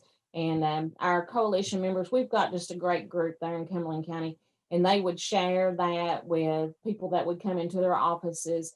And so they didn't necessarily have to have social media to do that. They could go either to our local health department there to sign up and to get the paperwork done, so to speak, or they could go to the extension office. They had 2 different places that they could go and do that.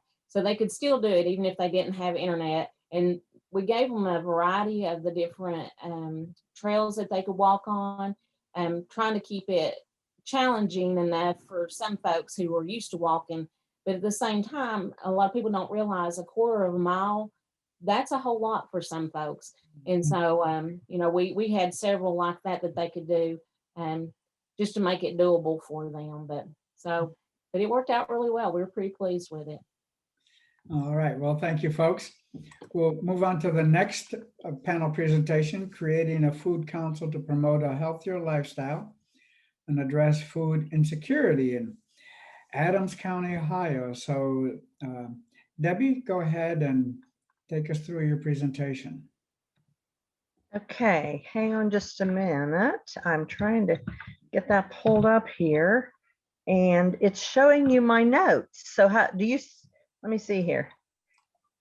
I don't really want you to see my notes to see how unprepared I am, but so I don't know if you can see it or not.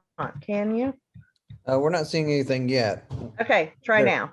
Okay. All right, we're seeing a folder called Feast with documents. Okay, that's not it. Let me go back. How do I, let me stop Go sharing. down to the bottom. Okay. Yeah.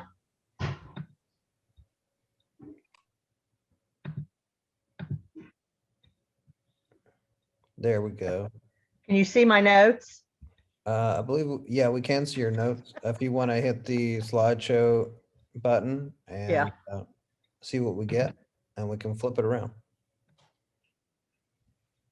How's that? There we go. There we go. You see your notes. Well, what are you seeing now? You need to hit play again. Oh my goodness, I'm so sorry. Now we practiced this, didn't we? We did. Oh, that's not going to work. Okay, I'll just forego the notes. Let me go back to the, well, if you just hit, slideshow here. Yeah. Yeah, I'll just wing it. How'll that be? Okay. Okay, so I'm Debbie Ryan, and I'm the Creating Healthy Communities Coordinator in Adams County, and I'm also a member of the Adams Brown Diabetes Education Coalition. So the Creating Healthy Communities Coalition is, or program, is a program that is in 23 counties in Ohio, and it is administered through the Ohio Department of Health and funded through the CDC's Preventive Health and Health Services Block Grant. So they give us a prescriptive list of things to make a work plan on every year. And for a few years, we'd been seeing food access planning and policy. Well, I just steered away from that because that just sounded like something I didn't want to delve into. But it came to the year that I had to do it. And we actually have a coalition for this CHC grant that is the Adams County Health and Wellness Coalition. So they'd already been doing a lot of work in terms of healthy eating. We had done grocery store tours. We had developed policies at our local hospital and at both school districts for healthy food and beverage guidelines. We had participated in a produce prescription program. We had done lots of different pieces of healthy eating work. So we sort of had a pretty good basis to do a food council.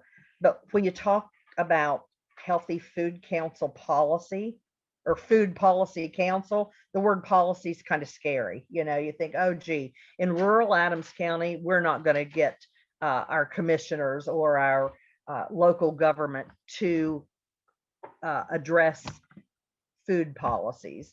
So we knew we needed to start small. So that is what we did. Like I said, we already had the healthy eating work group members part of our coalition. You can see here, we had OSU Extension, we had Farmers Market, the hospital, some local volunteers, a farmer that is a member of the Adams County Farmers Market who only sells beef-fed chickens and, grass-fed chickens and beef. Our local FQHC is a member. The emergency food distribution, the church that put that all together is already a member. And then of course, all of the community action programs like Head Start, Meals on Wheels, and WIC and those kind of things. So like I said, we already had kind of the basis. So we thought we had a pretty good head start. Then along came a conference that was held in Georgetown, which is actually in Brown County, which is one of our 2 county diabetes counties, Adams and Brown. So we went to that seminar that was to learn how to create a food policy, a food council. They really kind of tailored that seminar to our needs, knowing that we needed to develop a food council. So the one takeaway we got from them was all encompassing. Everything we needed to know about creating a food council, we learned at that 2-3 hour conference in Georgetown, Ohio. We had access to, and I can't tell you enough, I can't tell you strongly enough how important this Voices for Food Council creation guide is. I mean, we have literally highlighted the first 20 pages of this guide. We could almost recite to you verbatim. It is what we used to create the Food Council. It has an assessment scorecard in it that you start with before you've ever done anything. Now, remember, we'd already done a lot of things through the healthy eating work group through the Adams County Health and Wellness Coalition. So, so we had a heads up, but you don't have to have done that. There's the scorecard in there that will assess where you are, and it will tell you order by order what you need to do and when you need to do it. It helps you to identify your purpose, your vision, a mission for the Food Council. It tells you what stakeholders need to be at the table. We were just sure we had everyone at the table. Well, we didn't have everyone at the table. There were people we hadn't even thought about. As many years as we'd done healthy eating work, there were still people that we didn't have at the table. So you conduct this food system assessment, and like I said, it walks you through step by step everything you need to do, and it helps you then develop goals and an action plan. So this seminar was in February of 2020. Guess what came in March of 2020? COVID. So there we were stuck.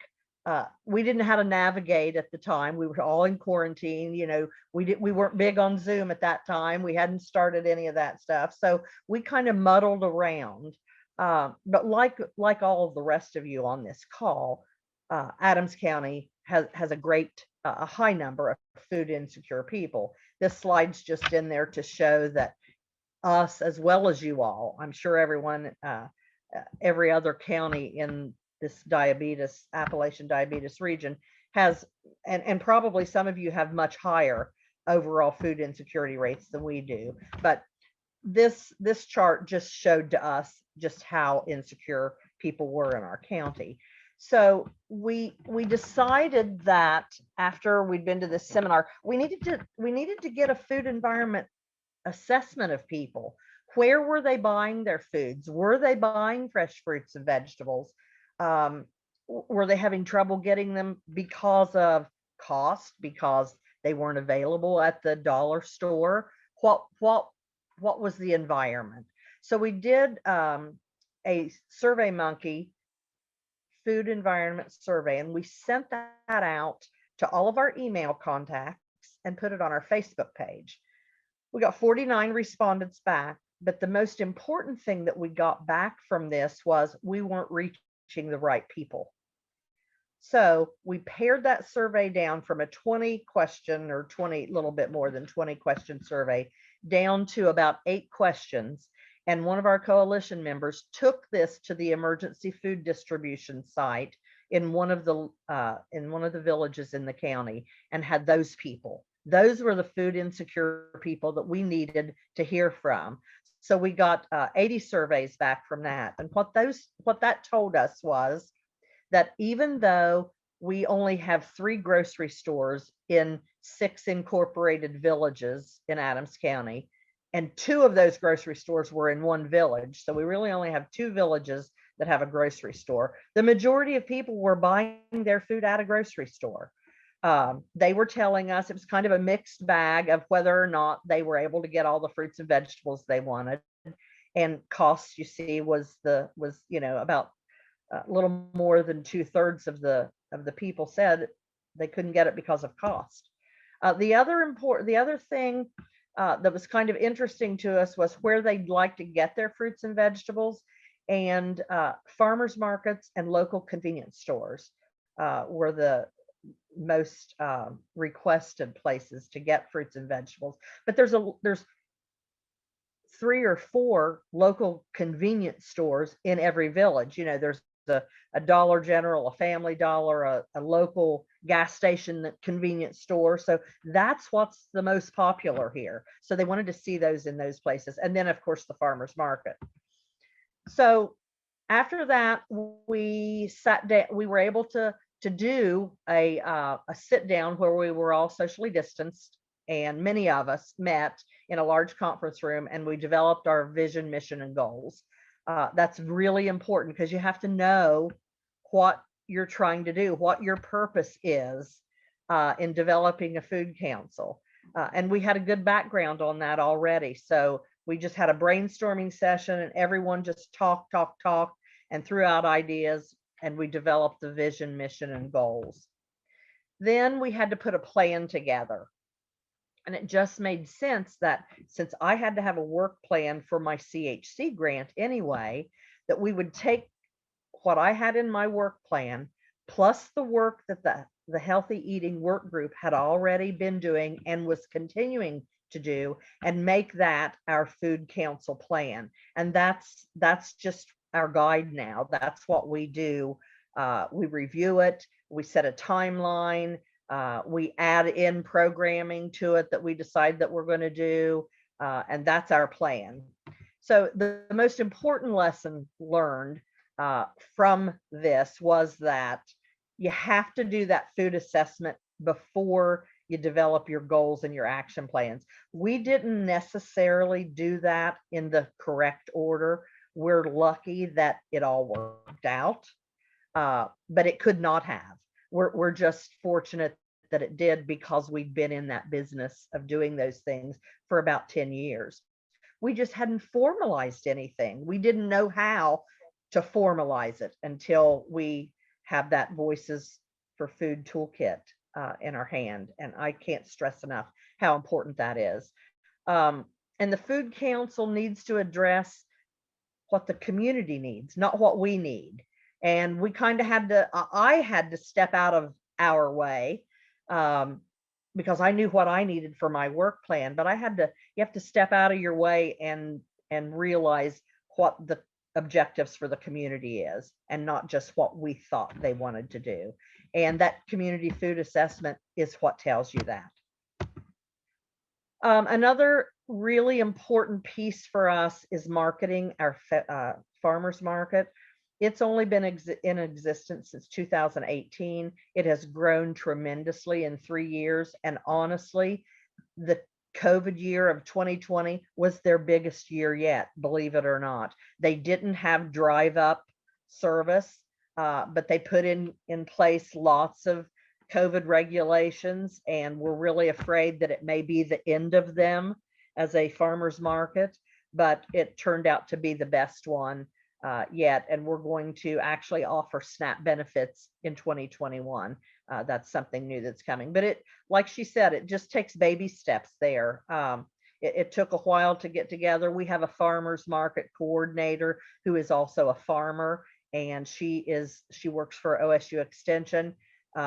She's done a great job getting this farmers market started. I can't take any of the credit, and the Health and Wellness Coalition can't take any of the credit for it. She did this solely on her own and has done a great job, and is so anxious and willing to partner with the Health and Wellness Coalition and our Food Council, because she can be that link between all those farmers and us, and then she can take resources that we have available out to the farmers. So it's been an excellent working relationship, and I can't stress enough how important that is for you to have a good working relationship with your local farmers market.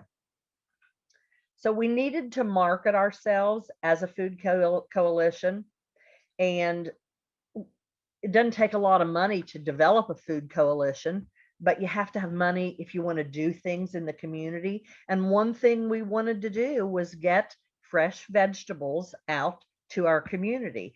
So because of the grant money we had with my CHC grant, we were able to purchase 20 community container gardens, the barrels there that you see. We purchased tomato plants, the cages, all of the potting soil. We had a work day where people who agreed to have these 20 container gardens in the community, they drove through, we put everything in the trunk of their car or the bed of their truck, and they took these containers out and planted the tomatoes. We had a little card in it that said, help yourself, little education on how you could use these tomatoes, and encouraged people to take them, and that it was sponsored by the Adams County Food Council. We had 3 herb containers that you can see there in the top right corner. They were placed at a local church, at the health department, and on our courthouse square. It's amazing really the number of people that stopped and either got tomatoes or the herbs. It was nice to see that the public would stop and get them, and not just the businesses or the churches or the school district or whatever that took the container. People actually harvested the tomatoes off of it. We had one family that did it, and they harvested the herbs and the tomatoes and gave them to a local veterans home. So that was one way to market ourselves. Then of course we pushed it out on our Facebook page, and our local newspapers. They're always looking for news, so we have a good working relationship with them, and anything we send them, they're going to publish. One thing that we had done back before we even thought about being a food council was one of our coalition members put together a local food pantry flyer. She is associated with a church, and she had lots of people asking about where food pantries were. So fortunately, she'd put this flyer in the middle together, and it's amazing how many times we've gone back to that flyer or sent that out to people. So, excuse me, that'd be a good starting place. Identify those places where free food is available. That led us to thinking, you know what, we really need to identify where all food is, where food is available for anyone in or visiting Adams County can go to get food. Now, we didn't put local restaurants and fast food chains in it, but we developed this Adams County Food Resource Guide, and in it has information, name and location of all the food pantries, all the farmers markets, the farm stands, the farms, grocery stores, convenience stores, dollar stores, any social service that they might need that's relative to food. That includes the Adams County Pregnancy Resource Center, because they give out free formula, the homeless shelter, churches that give out free meals, free food. All of that's in this food resource guide, along with a map that you can see there on the right. You can't really get a real good feel for it because it's so small, but every one of the entries in the table of contents is color coded, and it shows where they're located in that map. So we're just now starting to get those food resource guides out. We're going to take them to churches. We're going to take them to the homeless shelter. We're going to take them to the health departments, to all of the community action agencies. We're going to send it out to the Meals on Wheels folks, Head Start, Early Head Start, Job and Family Services, places where people are who are more than likely to be food insecure, so they can see where they can go to get food. Now, like I said, it helps to have a little bit of money. Despite the CHC grant that we were able to put money into, we are under, the Health and Wellness Coalition is actually under the umbrella of the Adams County Medical Foundation, which makes us a 501c3. So we can apply for grants, and we're able to be funded for things like that because of that 501c3. So that's really an important thing if you're going to create a food council, that you either are a 501c3 or you're under the umbrella of someone who is.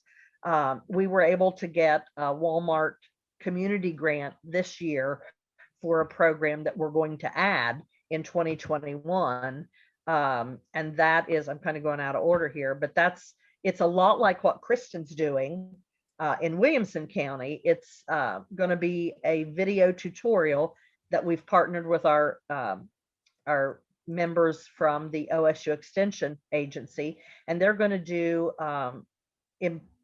healthy eating videos on preparing a certain recipe. We got $2,000 from the Walmart community grant, and that's what we're going to purchase the groceries for. This is going to be for 40 people out in the community. We're going to try to get them to get on some kind of social media so they can actually watch Marsha prepare this recipe. And it's called Feast. The program is called Feast. We can't take credit for that, but my screen just left.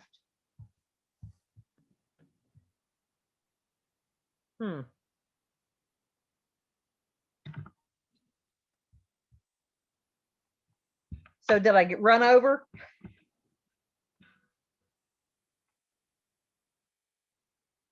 I'm not sure, Debbie, I'm not sure what happened. What's the problem? I'm sorry. I didn't catch the end of that. Debbie lost her screen. Oh, okay.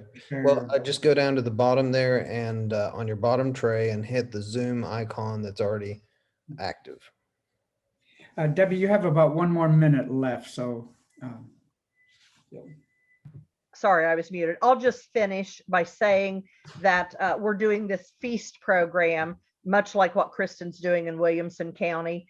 And Feast is families eating affordably and sustainably together. Athens County, our partners in Athens County, put that logo together for Feast. And that's something that the Food Council is going to be doing. And basically, we are just going to carry out the plan that we have already initiated. We're going to do some GIS mapping this year instead of just the paper mapping. And then we're going to actually seek a formal resolution from our commissioners to recognize the Food Council as the Food Council of Adams County based on the work that we've done. I can't stress enough how important, though, that Voices for Food toolkit is. And I can share that resource with you if you didn't get it from our screen, the Food Council Creation Guide. It's just the Bible of food councils, and you won't need anything else. So if you need, I'll make sure and get that to Sheila and Kevin, and so they can get that out to everybody. All right, thank you, Debbie. Stephanie and Regina, if you could include the Food Council Guide in the basket of goodies, resource goodies that you have, either for the end of today or for the end of tomorrow. I think that would be a helpful resource for everyone. Thank you. Before our next presentation, you all have been sitting, at least those of you on the screen have been sitting for a while. I want you to take 17 seconds, stand up, walk around your chair, and then sit back down again. And then we'll have our last presentation for today. So go ahead and stand up.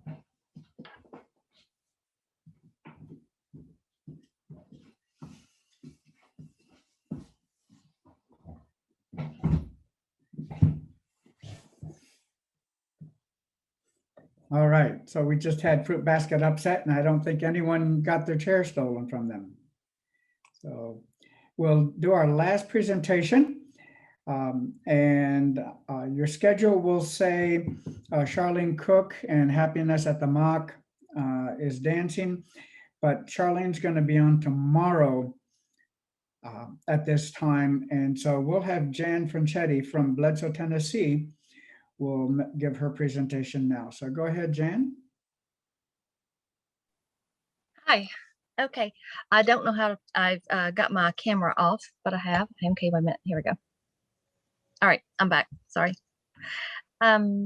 This is educating and motivating by new means, and that's due to COVID. And it may be something that everybody's doing. It may be a little different because I work with the health department. So this is our take on healthy, getting healthy even during COVID. If I can work my screen now. Okay. Hey, Jan, do you want to hit your slideshow button? Might make it easier on you can just arrow over. Would help, wouldn't it? There we go. There we go. Yes, that is working. Okay. Great. Thank you. You're welcome. So 2020 started off great. We're doing our teen mazes, and we were doing lots of great things in 2020. Had a full head of steam. We were working on our coalition building. We were had great plans. And then in March, we all went home and we got all new rules and regulations. So we started working remotely, but a lot of our work changed to COVID response instead of just diabetes. When we did anything, we had to do it socially distant. We wore a mask. We did everything that everybody else is doing, but it put it tied our hands on a lot of things. And to show how, this is what the impact it made. Our in-person events went from 1,825 in 2019 to whatever that number is. It's covered on 2020. Our online events were about the same, but our media, we went up quite a bit with our social media. And the reason that it was as large as it was in 2019, our social media impact, was that we had reversing diabetes in 2019, and Dr. Lee had boosted that post greatly. So if it had not been for reversing diabetes, our 2019 was probably in the hundreds and not in the thousands. But we started putting everything on social media. Everything that we had access to do, we wanted to healthy posts about moving more and about eating better and about drinking more water and less sugary drinks. That all went on social media, plus everything COVID related, how to find your county numbers, how to find, what was happening in your specific community. Everything was social media. So when we shifted gears, step one, pandemic response, it was almost, overwhelming. It was a lot of what we did. And then we went on to slowly progress. And we're hoping by step 3, we'll be back to community events where we can be with the people. If not, we will do it virtually, because doing the virtual aspect of this process, we have found that we can reach a lot more people, but they don't have to worry about getting in their cars and coming out to see to whatever site we choose. Health council meetings, they don't have to, some of our members are from different counties or different areas. They don't have to do that drive to be able to come to our meetings. So there's some big perks. We joined different task forces and expanded our community's reach. So the Joint Economic Community Development Board was the first one that was new to me. That's where I got to partner more with the county government to find out what they're doing to help us and what we're doing to help them. And it helped with our knowing about what grants were coming, what everybody was doing, and what opportunities were available. So that was a big perk for me. And then the Quit Week planning, that's Quit Tobacco, and that happens every February. But we had to find a way for this past February to be done virtually. Drug takebacks were done in person this past time, but they're twice per year. They're in April and in October every year. And our April drug takeback had to be done virtually, which really wasn't what we did to do drug takeback virtually was promote our permanent drop boxes. We didn't get to come out in the community and work with our law enforcement to physically take back drugs and to get them to DEA to dispose of. We did lots of virtual social media motivating to get people to take their drugs back. It's reminded them of the importance of getting them out of their house and out of possibly the hands of their teenagers or whoever might be likely to make bad choices if they found drugs in the home. Child Health Month planning was done. Everything was done virtually last year. We got to dance across Tennessee. We got to do healthy drinks. We got to do several reminders, but it was all done virtually. And right now we're planning for 2021. And right now it's being planned for virtual. Our back to school events, we learned a different way to do back to school events to do this during COVID. Most of our counties, or all of our counties in the Southeast, and most of our counties in Tennessee, I think, do a back to school event. And so in Bledsoe County, we decided to let them drive through. Instead of coming, we always came to the gym. We would have 700 or 800 people come into the gym, and they would walk through lines and lines and lines of tables with all our sponsors and our partners and our different organizations handing out school supplies, hygiene supplies, all kinds of information about health and about how to get them to start their school year off healthier. Well, we put it all in backpacks. We had a day before this event where a bunch of organizations came together, and we packed it up as compactly into bags or backpacks and everything that we could get so that it could be handed out fast. So we had the day of our back to school event was a drive-through at the county health at the county fair building. We've got a huge loop there. So families drove through and they got all this information and all these supplies without having to come into the gym. Some of the things that we've done, we've learned to do more virtually. We took the class for living well with chronic conditions, so we can offer that now. We can teach CPR virtually. We go in one person at a time to check off the skills check, and we do the test one-on-one. But we teach the CPR class virtually, and there's no limit that way. If one educator or one facilitator should be limited to about 8 people if you're teaching a live class, but with a virtual class, there's not that limit. Take charge of your diabetes, QPR. A lot of mental health emphasis has been placed on our educators during this pandemic. QPR, question, persuade, respond. Some of the things we do, or a lot of the things we're doing now, respond to people's mental health.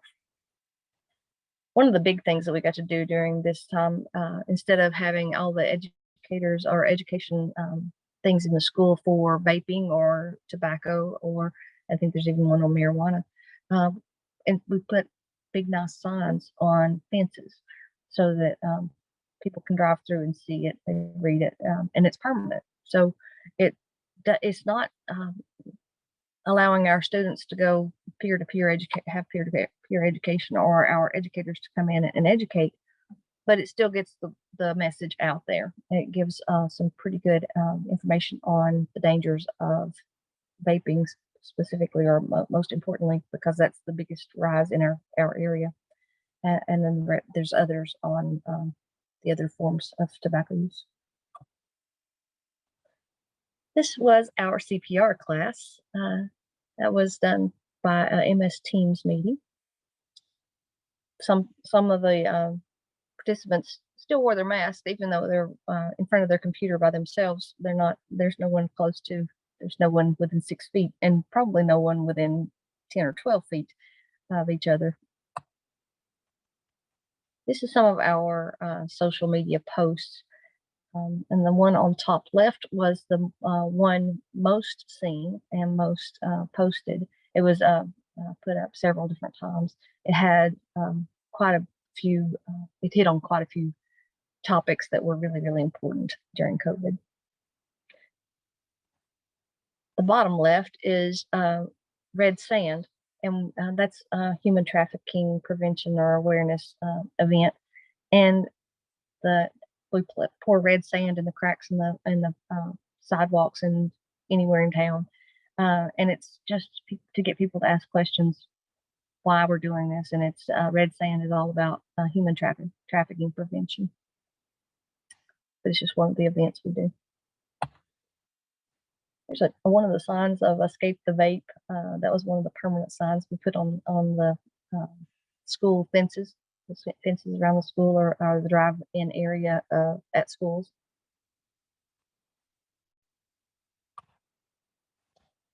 Teen Maze was held March 2020. Thank goodness that we got it in before. I think it was March 12th, and March, just the next week, we went home.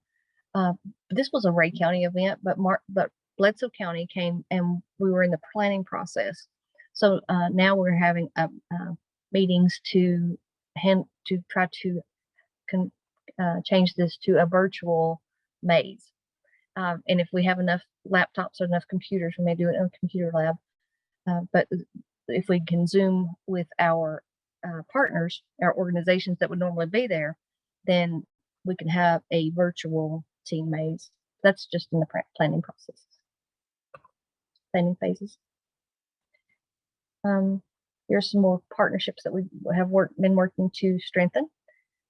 In the syndemic, and the syndemic is a pandemic of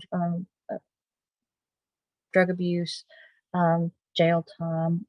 It's when bad choices snowball, and it's homelessness. It's things that happen usually not in isolation. It's don't become homeless without some other force affecting you normally. Opioid response, suicide prevention. These are some of the task force and things that we've been working on. Events the new way. We've done already got the CPR. Hopefully that one's smooth. Signs and banners instead of meeting in person. Back to school events through drive-through. This past April, we had a drug take back in person. We just wear masks. In October we did. In April, we're having another one at the end of this month, the 24th. It's a national day, so everybody I'm sure is doing it. But we'll have a drug take back, and we'll wear masks, and we'll social distance, and we'll give out information on tobacco prevention. We promote the Quit line on that day. 1-800-QUIT-NOW. It helps. It's a free counseling service for anybody who wants to quit tobacco. They give a nice little resource packet. In the future, we want to do, we've got the training for Take Charge of Your Diabetes, but we want to do more classes. We want to do reversing diabetes, and I'm not sure if we're going to have to do all of these virtually or if we can do it in person. Living well with chronic conditions seems to be real popular in person, but that limits you to 6 to 12 participants at a time. And if we can do it virtually, we won't have that limit, and then we'll have we can get more people. And getting everyone to come to the meetings has been complicated in the past when they have to drive in, but possibly we'll have better attendance if we can have it virtually. And we are looking very much forward to learning gentle yoga virtually. All right. Some of the things that we're planning this fall, our farmers market is opened up just last weekend, and we want to do more with our Diabetes Coalition and farmers markets. We want to get the. Go ahead, Jen. Okay. We want to get our schools more involved with the community garden, and we're putting some more information out at the food banks. There's a lot that we want to do, and in these changing times, we will take suggestions and advice from all of the other communities that are present today, and roll with it. We'll educate and motivate in the safest way possible. All right, thank you, Jan. You folks have put a lot of work. You can write on the board the number of programs that you have and have figured out how to do virtually, but there's a lot of work into each one of those and to making them happen virtually. Jan, if anyone has questions about the curriculum or the leader training for any of those programs, is it all right if we have them contact you directly? Yes, sir. Or where to get those resources? And if those of you who are interested in contacting Jan, if you don't have her contact info, you can contact her through Sheila. It represents a lot of work, Jan. So kudos to you folks and your whole team there. Thank you. And I have a follow-up question for Jan, and I'll send that information out to her. There was one in the chat there to share the information about how you use the Drug Take Back Day. My email's in the chat too. Okay, great. Thank you. You're welcome. All right, we're going to move on here to the last input, and then we'll have a brief closing. And so, Regina and Stephanie, you have some goodie bags to share with us. So go ahead. With all the different projects that we've been working on during this last year, particularly with trying to find helpful information as people try to move from in-person to virtual, we found several tools on the website or in meetings that we've been in that we wanted to share with this group. So we've put together a zip file for you. Some of it includes how to do virtual weights, not just for the lifestyle coaches, but also for those who are sheltering at home. We tried to make it easy for a person to know how to take a picture of their scales and how to send it to you as their lifestyle coach. So we had some of those handouts. We also tried to find information from CMS on why it's okay to submit virtual weights and how to make sure that it meets the criteria that you can use that information. So we have that. We also had some different links from the American Heart Association, American Lung Association, that we thought might be useful sites to you. They have various toolkits on them that you might be interested in. So we had that all put together.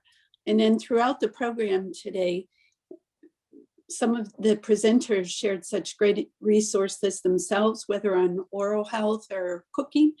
Some of the personal demonstrations that we've had, they've named different resources that we're trying to collect from them right now. So we thought rather than provide you with our link before you leave today, if it's okay with you, either at the end of the day once it's all put together or tomorrow after the program, we'll go ahead and email that link to you that you can download, not just the resources that we've gathered, but also information that was shared with us today that we think you'll find useful. So we've decided that's what we'll do. And also just a plug to remember to do your evaluation if you're going to stay just for today or at the end of the day tomorrow. And with that, you'll get a certificate of attendance that you can use for your files. So thank you, and we'll get your end of the conference goodie bag to you via email. So thank you. I hope you had a good day. All right, thank you, Stephanie, and thank you also to Regina for the work you two have put in pulling those resources together. And I agree, there are a number of additional resources that have popped up in your presentations that we look forward to including. That's wonderful. To close, I want to introduce to you Dr. Deb Keister. Deb is now the director of our community health team and has been leading the team and putting this conference together. And so Deb is going to walk us through tomorrow's program, and then she'll close for us. Right. Thank you, Dr. Crespo. And it is great to see everyone. Today has been great, but what is more exciting about that is that we have one more day together. And just to top off tomorrow, we have a few welcome remarks for you. And then Pat Thompson-Reed from the Centers for Disease Control will be with us as our keynote speaker in the morning. We've got additional breakouts, as you can see on the agenda. We've got panel presentations. Regina is going to take us on a scavenger hunt. And then we've got some more videos so that we know how important that networking piece is to learn from other coalitions. So it's not quite as easy as when we're together as we were a year ago in October, but it definitely is an opportunity to continue to share all the fabulous, great work that you all are doing that we love hearing about at the conferences. The last thing I'd like to do is to take a moment to give a shout out to each of our team members and let them give you their farewell till tomorrow. So I'm just going to kind of go through our team and really acknowledge all the work, as Dr. Crespo said, that this team does on the monthly calls, on putting the newsletter together, the work that they do to put this conference together. And I will say that they have a lot of fun doing it as well and working with all of you. So Sheila, I will go to you first for a farewell till tomorrow. Geez, thanks everybody for joining us. You guys are really what makes this program work. You guys are our great friends for a long time, years and years and years. And we love each and every one of you, and we appreciate all the work that you guys do in your communities. So thank you. And it's been a great day. I've enjoyed seeing everybody. All right. And Regina, we'll go to you next. Thank you for all the support, for the friendship, for the camaraderie on the site visits. And we just enjoy spending time with you and learning about what you're doing in the community, because what you're doing is really making a difference, not only for your communities, but Appalachia as a whole. When we think about health disparities, this work is really important, and we're so grateful for the opportunity to support you. Ready. And Stephanie. I don't know, because I work behind the scenes, I'm not always in person with Regina and Sheila, but I'm the one that always bugs you to enter your data and get your reports in on time. So I want to thank everybody for doing that. And also it's nice to see faces with those names. So I expressed to our team how encouraged I am, how everyone's transitioned over the last year to continue to work in the communities, and even though it's been difficult for you, and I see that in your work. I get to read your success stories, so thank you for your hard work. All righty. And Mary Glenn. I'm not sure if she's on. Am I on? You are on.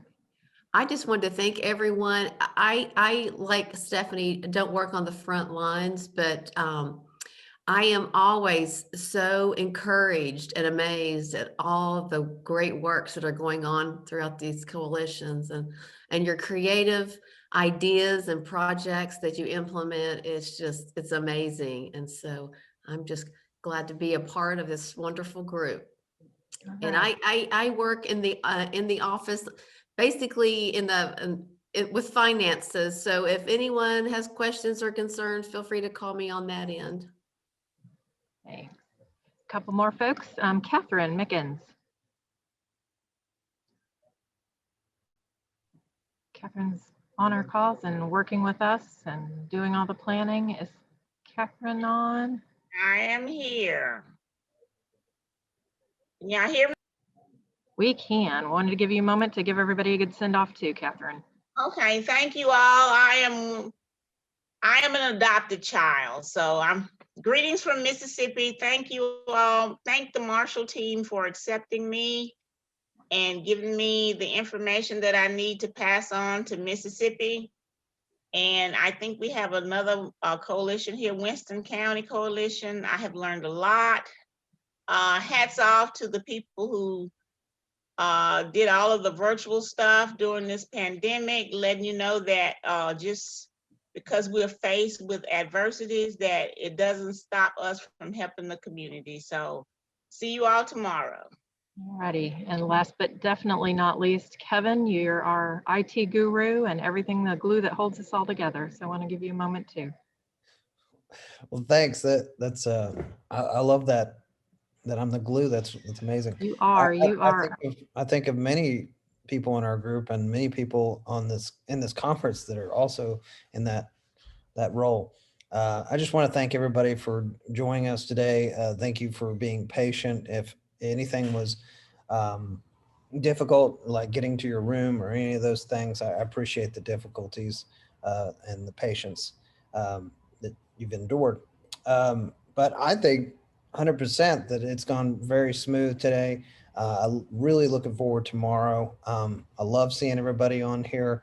We've had so many years of different conferences and in person, and I get that excitement that I used to get at the in-person conferences during this conference. So I'm just super happy that at least I feel that way, and I feel like you all feel that way. So just thank you for taking the time and joining us. And if you have any technical questions or anything, or how we did this or how you want to do your own, feel free to reach out to me. All right. With that, I think we'll wrap up today. From the Marshall team, we wish you a good afternoon, and we are excited to see you back in the morning. We'll start promptly at 10 o'clock, and everybody bring your cup of coffee and we'll get going again. So everybody have a good afternoon.